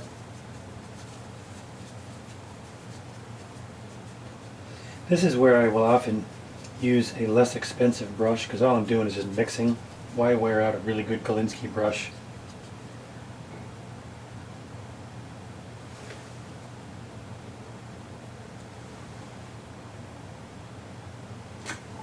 Yeah, I like that. I'm going to go ahead and just start painting some of this. In fact, yeah.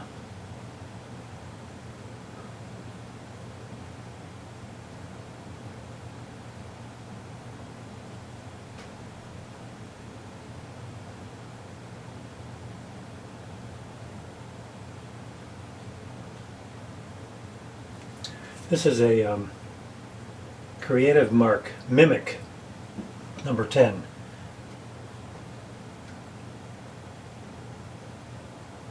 It's a synthetic watercolor brush that is obviously supposed to be mimicking a natural hair. It's not bad. Number 10 is really big, so I'm kind of pushing the limits of this right now for these fine lines.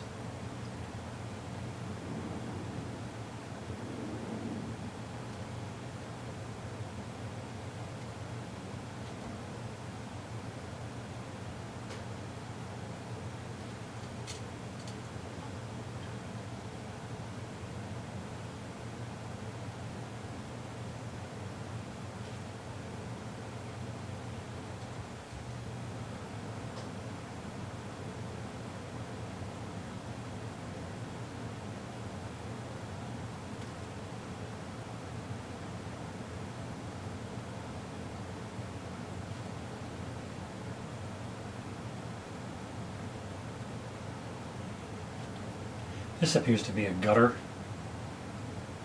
rain gutter.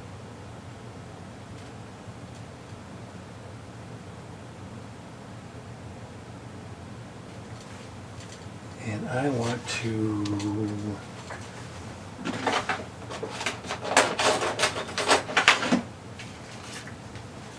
this line right there, I never drew in to begin with, but I did draw in that line.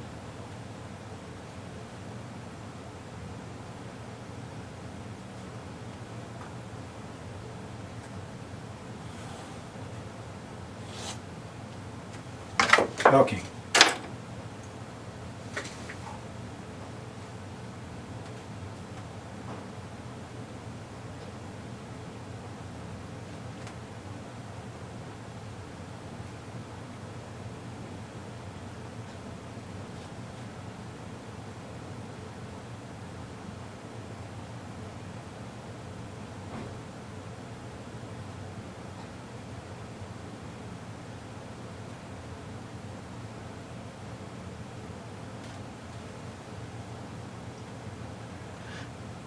And then this whole thing up here is dark. I can go any direction right now. And I got a lot of ground to cover, but I'm going to keep going down.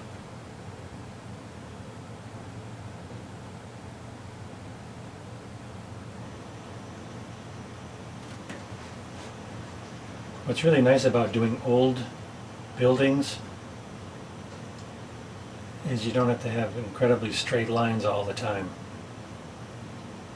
I have subject matter in some of the cities I've been in of modern buildings, you know, glass and steel, very modern, really interesting ideas, but boy, those types of things, if you really want it to look right, you've got to be very careful about making sure all your lines are perfectly straight, because otherwise it just doesn't look real. And since I don't really like using masking fluid or masking the frisket, I'm not interested in that type of painting. Even though I'm interested in the subject matter, it's just sometimes I look at the technical issues with certain subject matter and I think, I don't really want to do that. So I'm not as patient as you might think, I guess.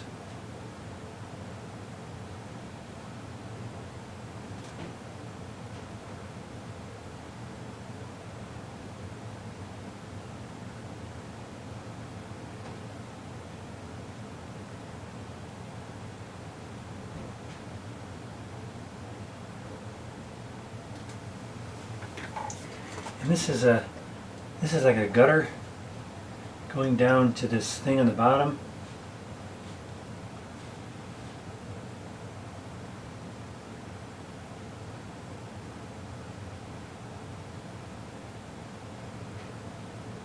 And I'm just blocking it in. This is how I like to describe it. I'm not doing a lot of detail, just blocking it in. Later on I can make more careful little brush strokes to try to maybe clarify this or that. A lot of times you don't need to, because blocking it in was enough.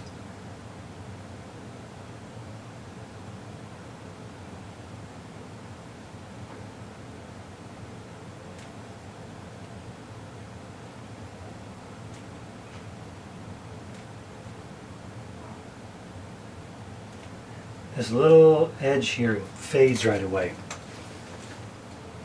So I'll do that later with a smaller brush.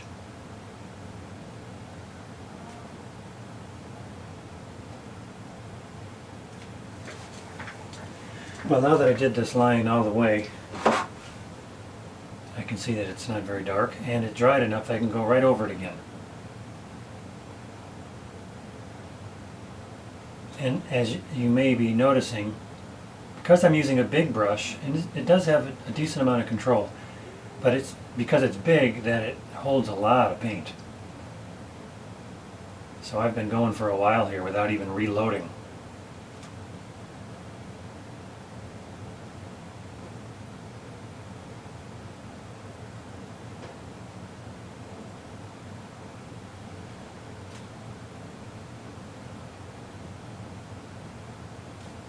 And all this kind of blends together.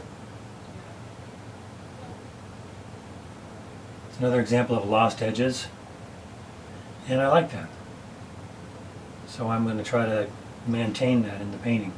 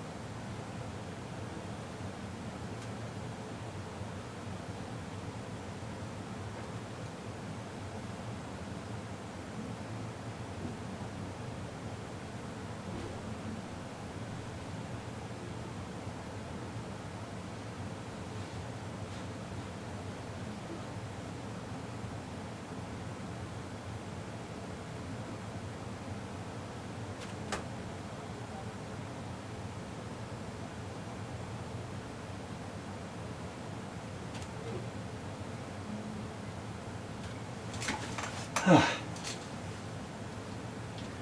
made some marks right here. That's the top of that cluster.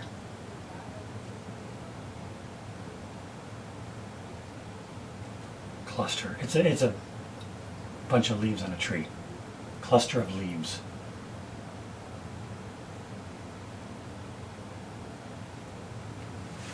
Now I'm finally reloading the brush a bit.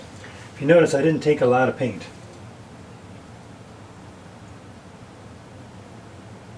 Let's see. Yeah, this whole thing.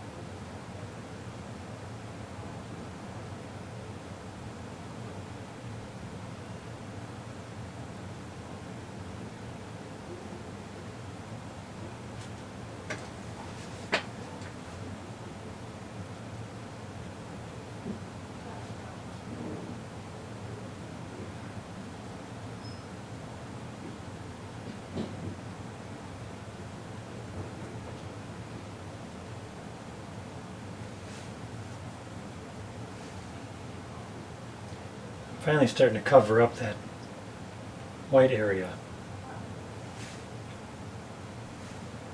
where the tape was.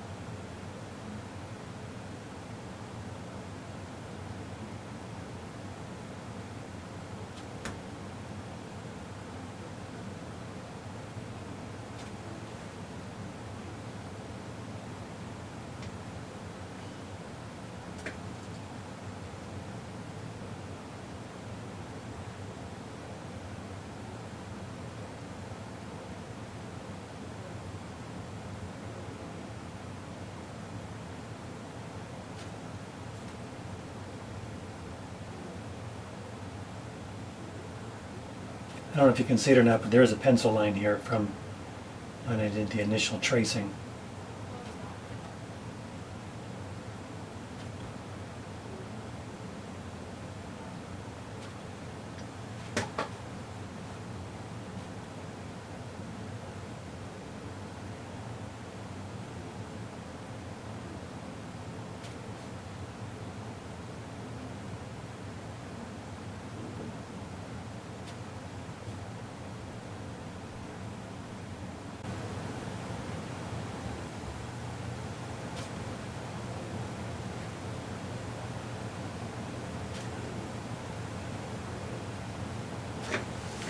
Oh, my hand hurts.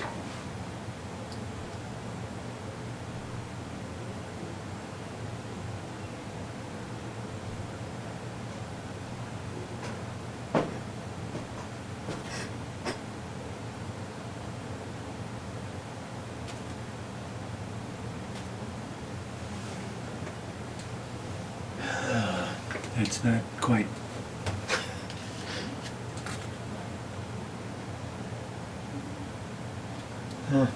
It's okay.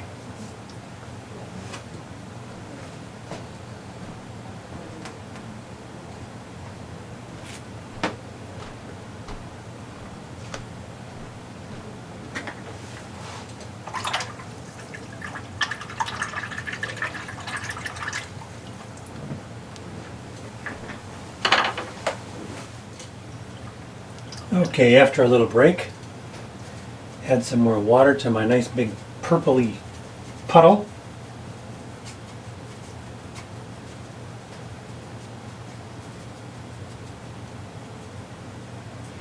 And I'm going to use a little bit smaller brush.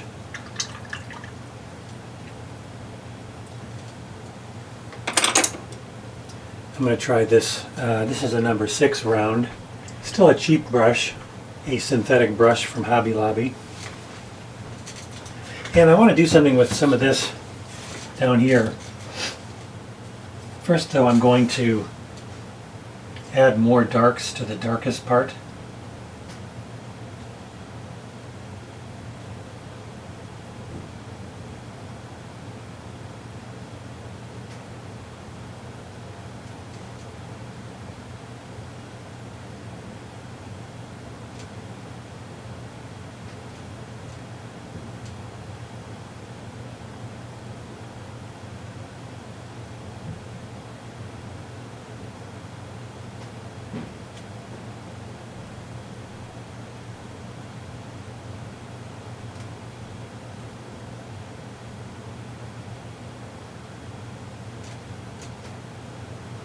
Wheels are really complex. The shape of an oval.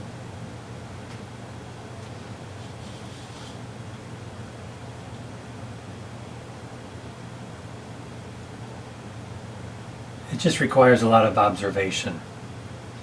And then on top of the shape of an oval, you know, a wheel, or I mean a circle turned on its side becomes an oval. On top of that, the difficulty of a car wheel is the way the spokes are, and the complexity of that is going to require me to really take my time. But right now I'm just blocking in the darkest part. And I did make a few pencil marks to help me with the wheel itself.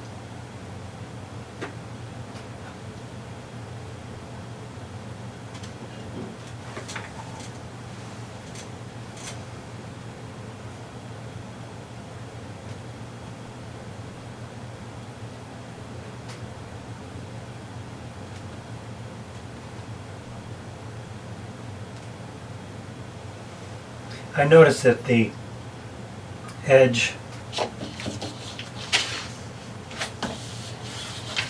put it right there, this edge here is much more distinct and it gets softer here. Basically there's a light back here and the light is creating a very distinct shadow which becomes less distinct as it makes its way back. In this part of the cement, or the the pavement, the asphalt is much lighter than the asphalt here.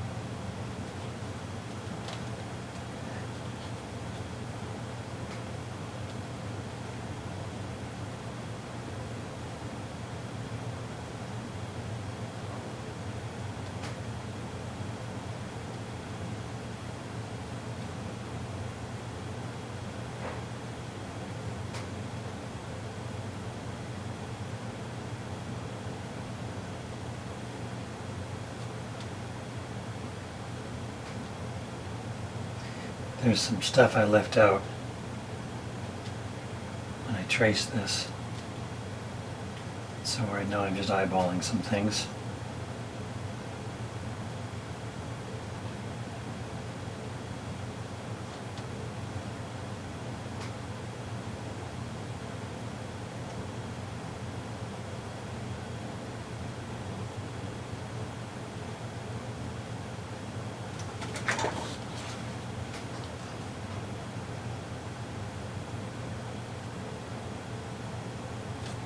This tire turns into the shadow behind it. It's all the same. Another example of lost edges.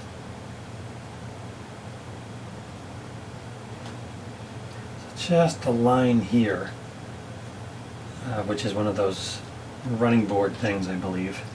Bottom edge. The vehicle, there's a line here. This is all dark.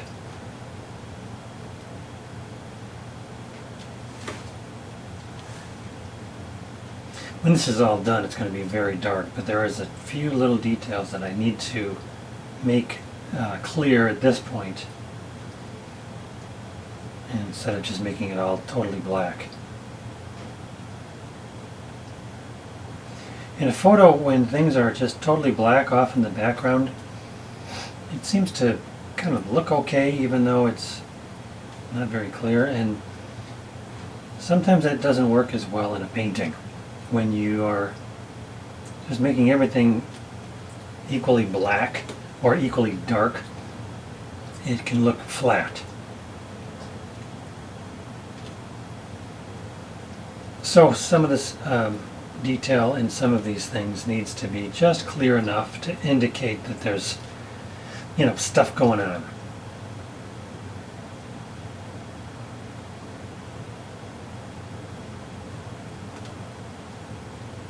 Boy, this wheel is going to be a pain in the butt.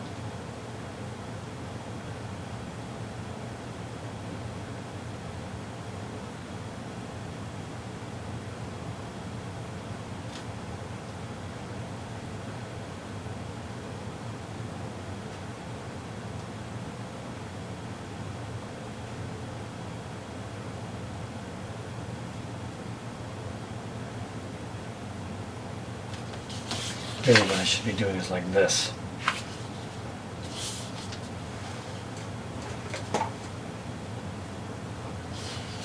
You know.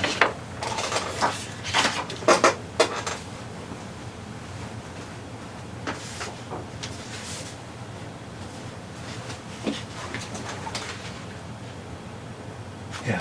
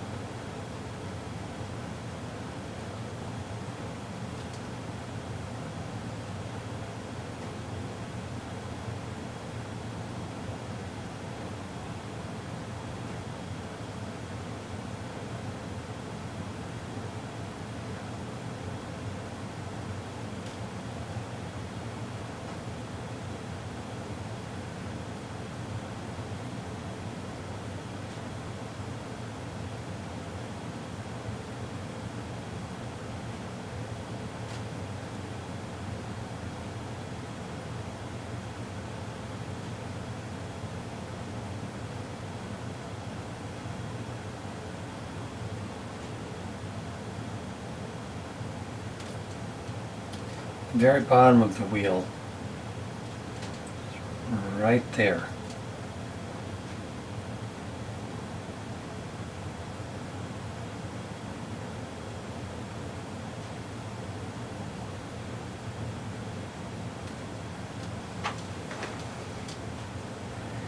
And then the top of the wheel, there's a little bit of a highlight here.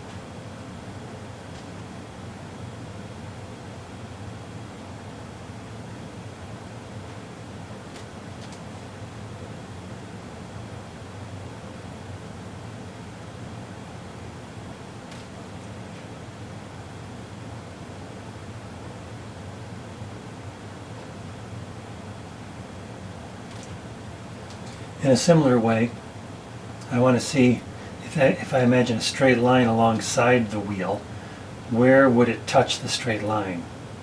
In other words, that the very bottom needs to be defined, very top, and the very left and right side. So there's a point where it starts going the other direction, and that's right here. Comes down, going out and out and out, and now it goes back in again.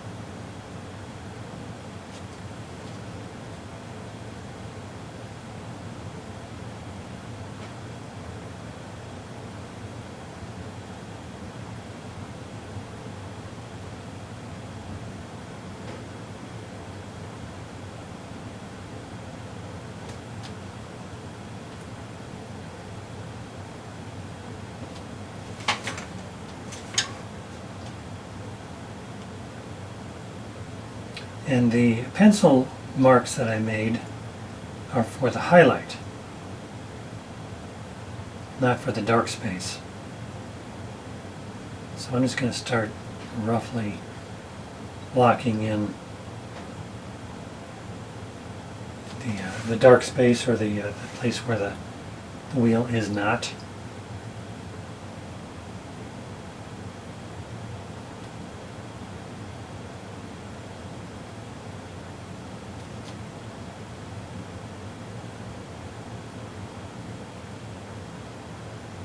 The in-between space of the spokes. That would be a better way of describing it. I don't think spoke is the right word, but it's kind of a spoke.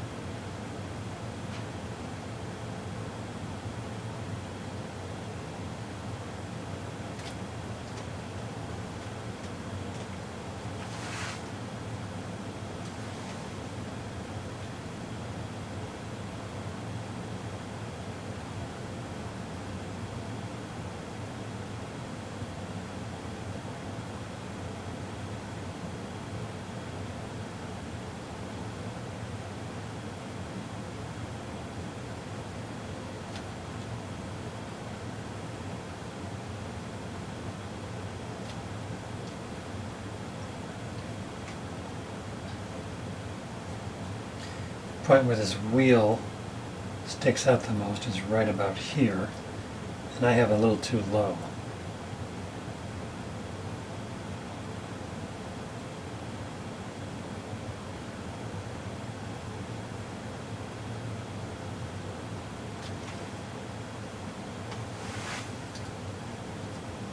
This is fussy.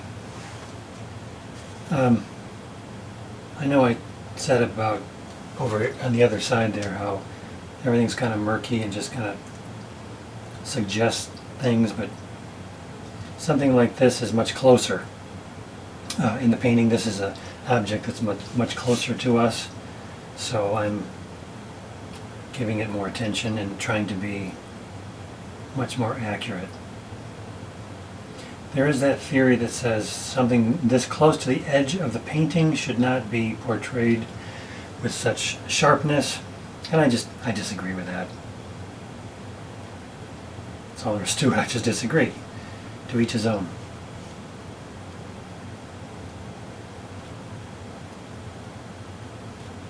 Establish these darks a little bit more. Now my phone is ringing, which is also my camera.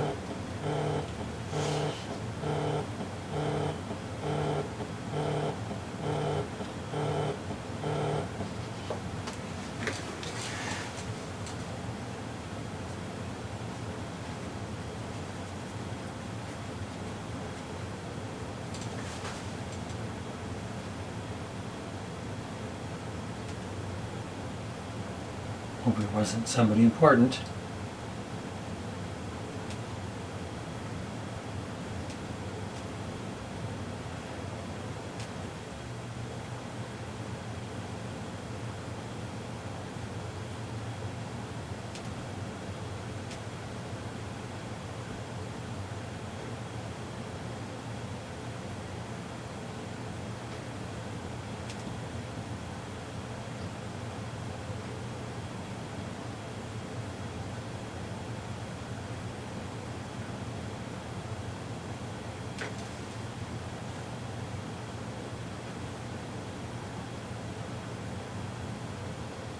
This brush is really pretty good.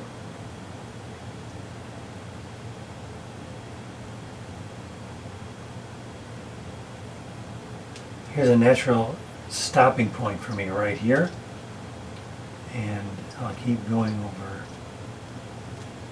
filling in this section.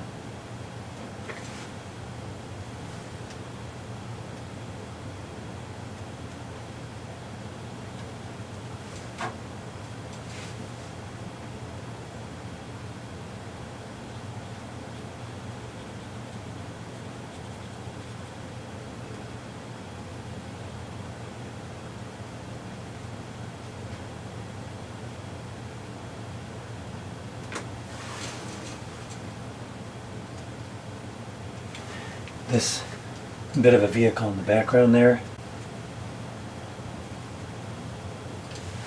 pretty dark, so let's just start blocking that in. There's a little bit of a light blue highlight on the top, and I'm going to leave that for now. Just a little strip of, oops, didn't mean to touch the wet paint, but I did.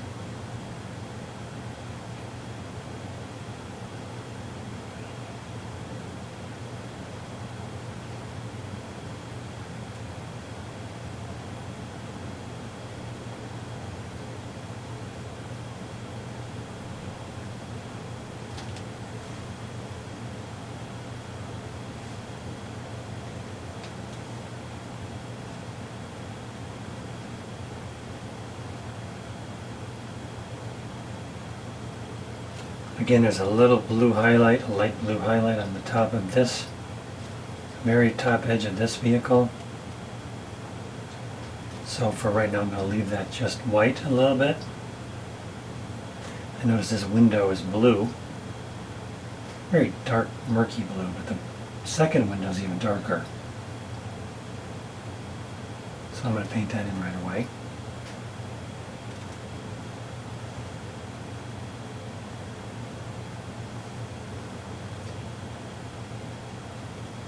And there's a mirror here, and then the shadow of the mirror on the car.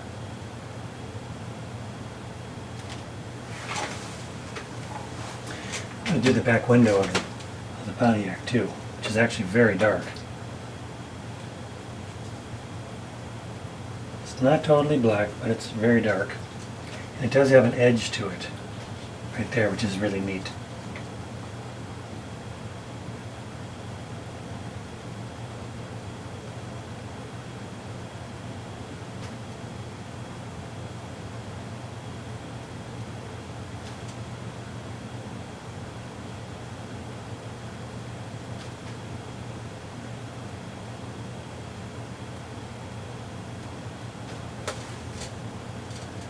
So I just pulled a lot of the color off so I can make it lighter at the very edge.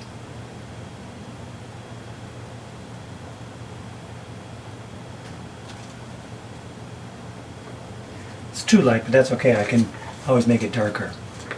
Notice here there's a lot of the blue on this side of the windshield here and on this car too. That's reflecting this blue sky. So, just to get that started, I'm going to take this ultramarine blue,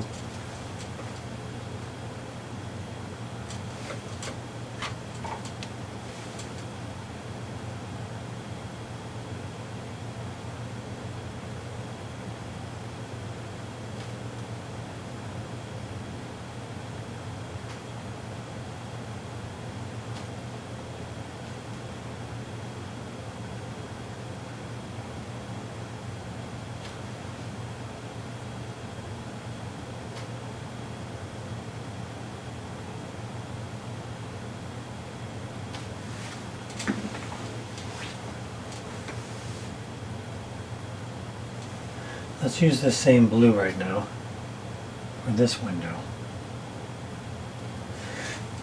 I'm going to make it a little more obviously blue.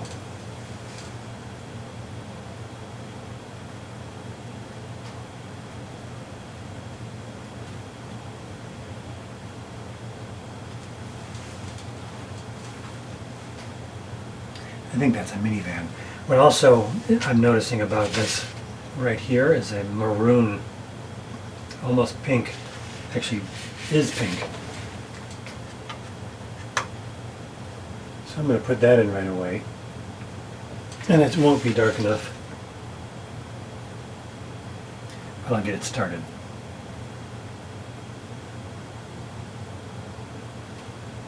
I like doing shiny things. And I don't do a lot of cars, you know, so this is basically anything shiny, you know, water, metal, things that are shiny and reflective. When you paint them accurately, it just creates an illusion.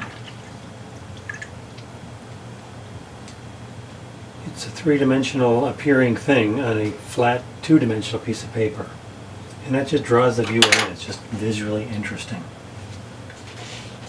Okay, I'm going to take a break for a second. Let those layers dry. These parking, I don't know what they are, parking line thingies. Just to get this out of the way, I'm going to show you how to straighten those out.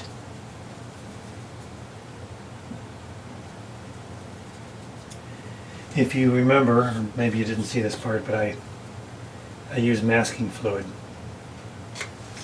and kind of crudely painted those in.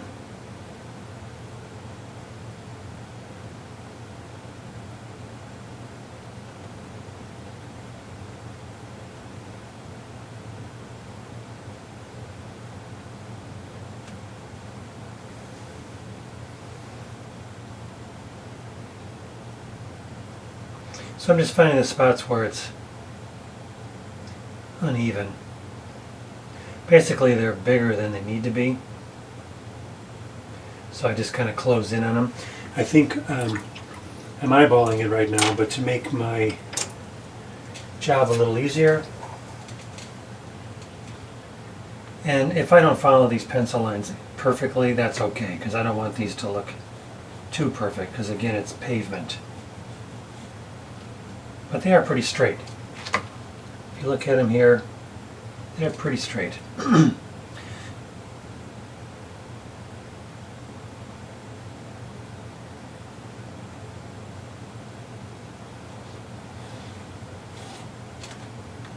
Same thing with this one. This one is even thinner because it's further away and on more of an angle.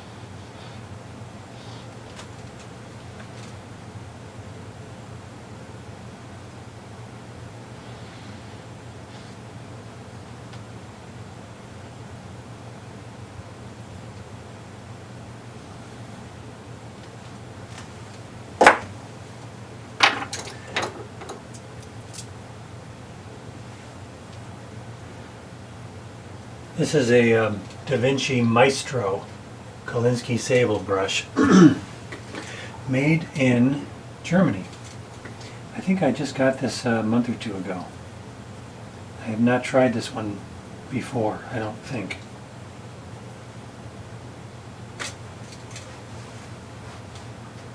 I'll go over here.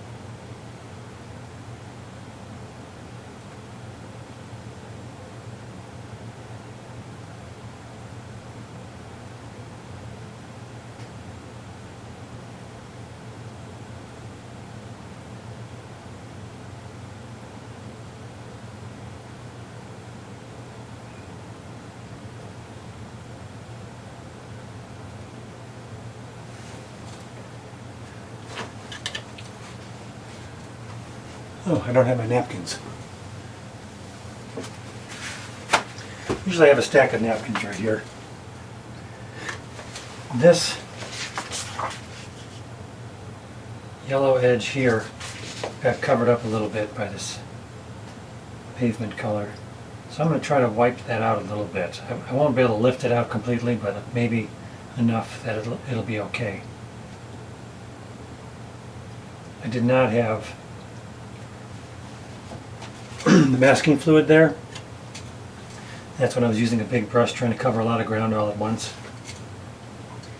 I'm going to get a stiffer brush. Hang on.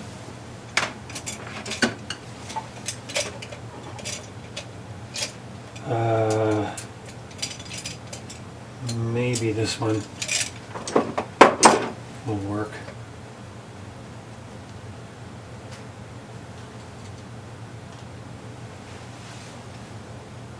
Also here, this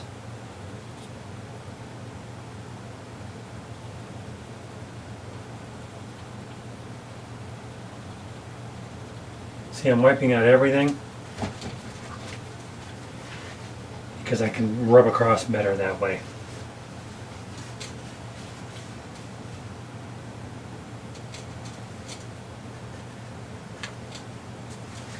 And if you remember me talking earlier, the top edge of these parking partition things, I wanted to try to keep that edge very sharp and distinct. I noticed right there I went over it just a little bit.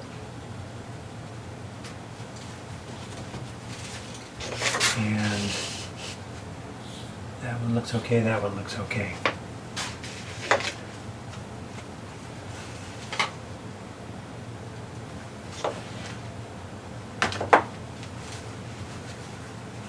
Boy, everywhere I look I see what I could be doing next. I'm getting distracted. I don't know if any of you relate to that. Focus.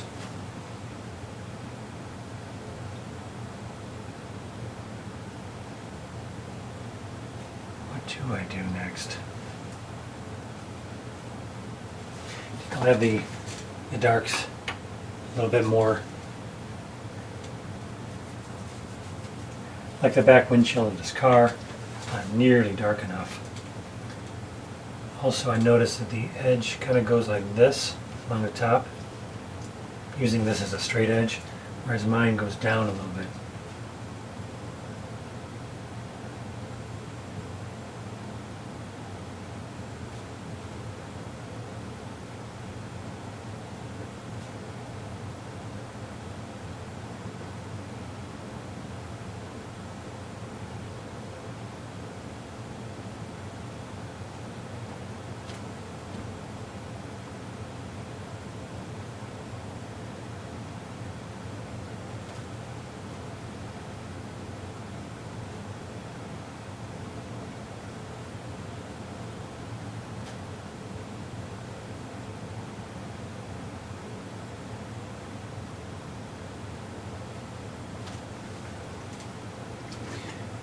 And at the end of this windshield, it gets lighter at the very end.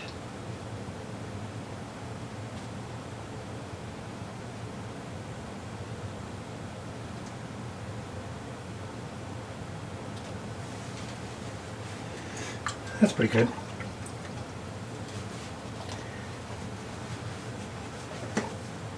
And then this thing is the opposite. It's darker on the left side and gets lighter towards the right.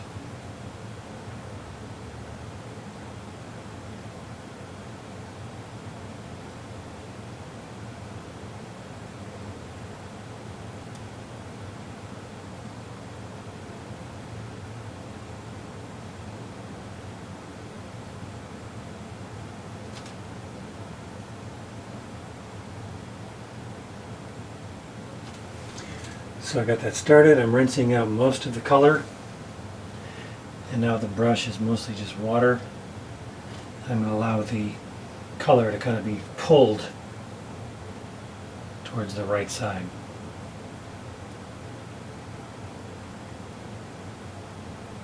I'll even encourage that. Another way that I could be doing this because this car has a line right here, and a line right here, and a line right here, I could do each of these windows individually, making them lighter as I go. That would also work just fine. And I probably will do that in when I get to it later on.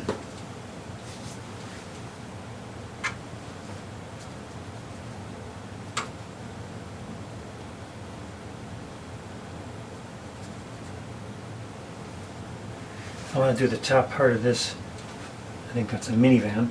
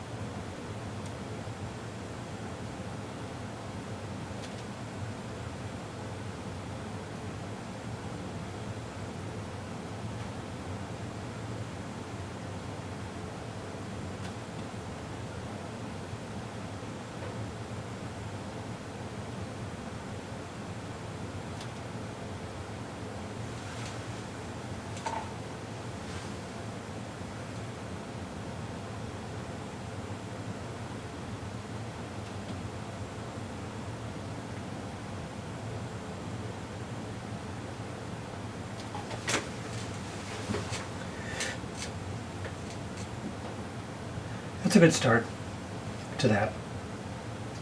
I notice that the darkest part of this vehicle is actually the mirror, the shadow of the mirror, and the front part of this pillar.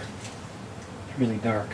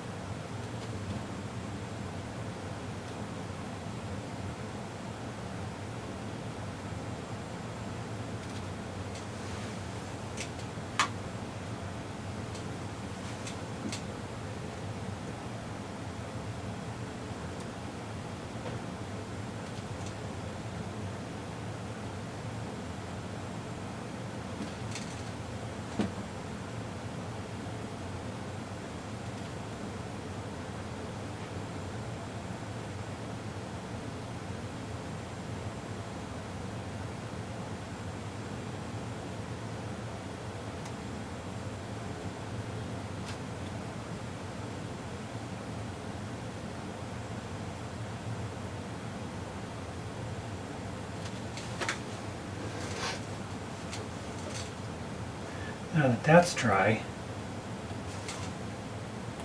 I think it's dry.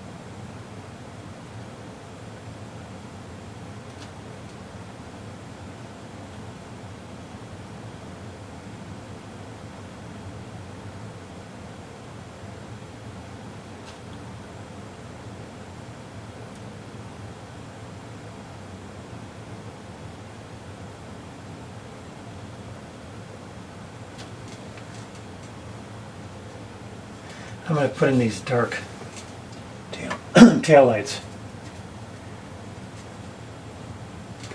They're obviously red.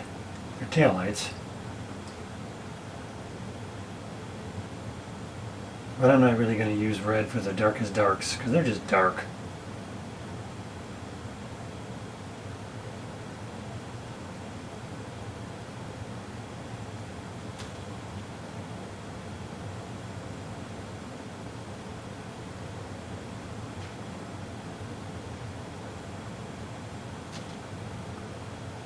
I will add some the red and orange color in the highlights, but just to establish the darkest part of these taillights, I can use the same dark gray color that I've been using for everything else.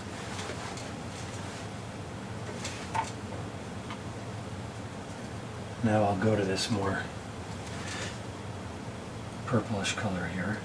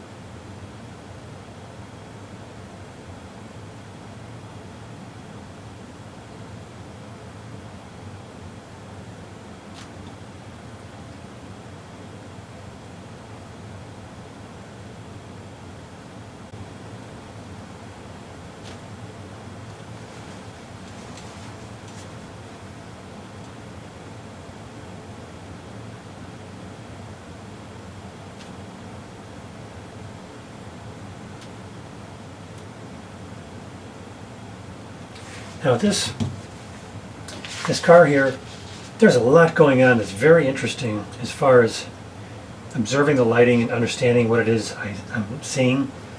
The very top of the roof in the back here, and especially the roof of the trunk, is reflecting the blue sky a bit. The back part of the car, which would be this plane as opposed to this plane, has more of a reddish shadow color, and then this side of the car, it's not reflecting the sky at all. It's reflecting the light from a spotlight, which we can't see on the back side of the building, which I'm guessing is the same as this kind of a spotlight. So this side is warm, this side is cool on top, and then a reddish shadow color for the back side. All that has to be carefully observed and then obviously painted as such.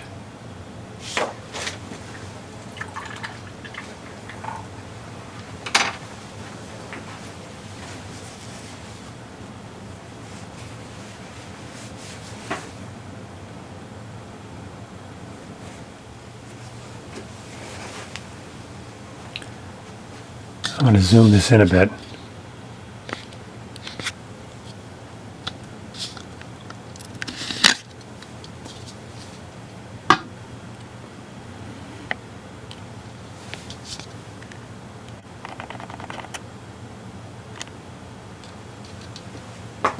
Let's see if that is helpful at all.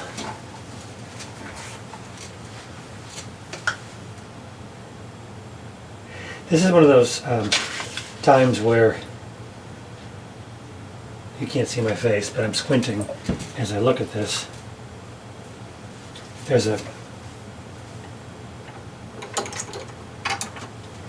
I've circled it in pencil. There's a highlight right there, and that's going to be kept, hopefully I'll keep that as just pure white. And then there's all these contours.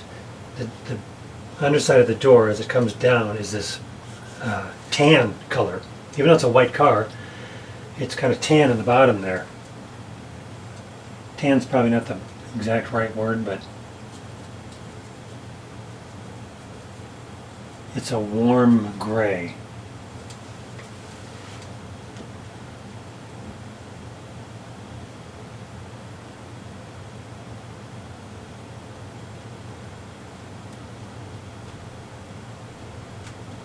So I just mixed some yellow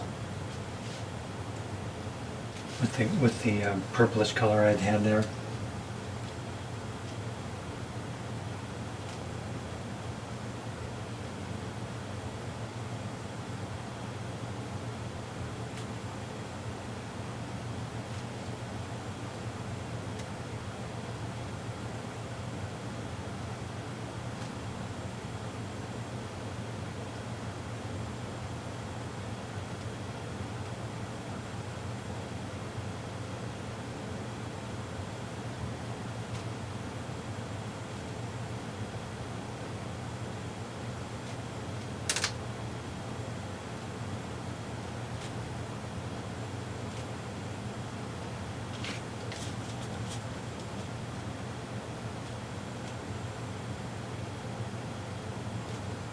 Having some of these lines penciled in the way I did is super helpful right now. It's not giving me everything, but it's just enough indicators kind of keep my place.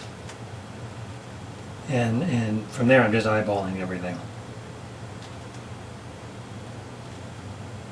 Like the bottom of the taillight is where the contour of the car is. I didn't draw that in, but I can see it.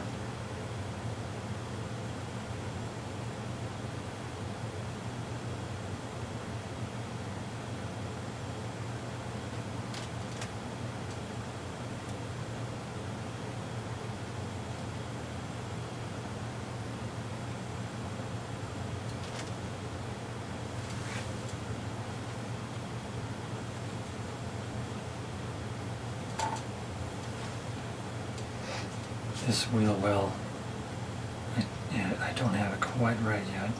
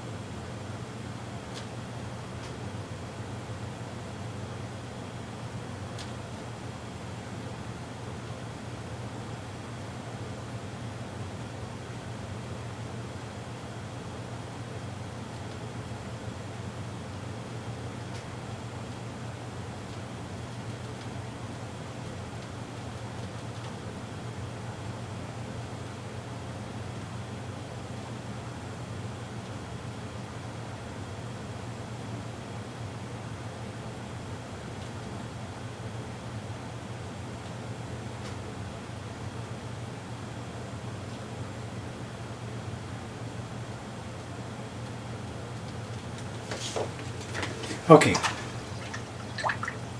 starting to look like a Pontiac Bonneville. Still got a long way to go, but it's getting there.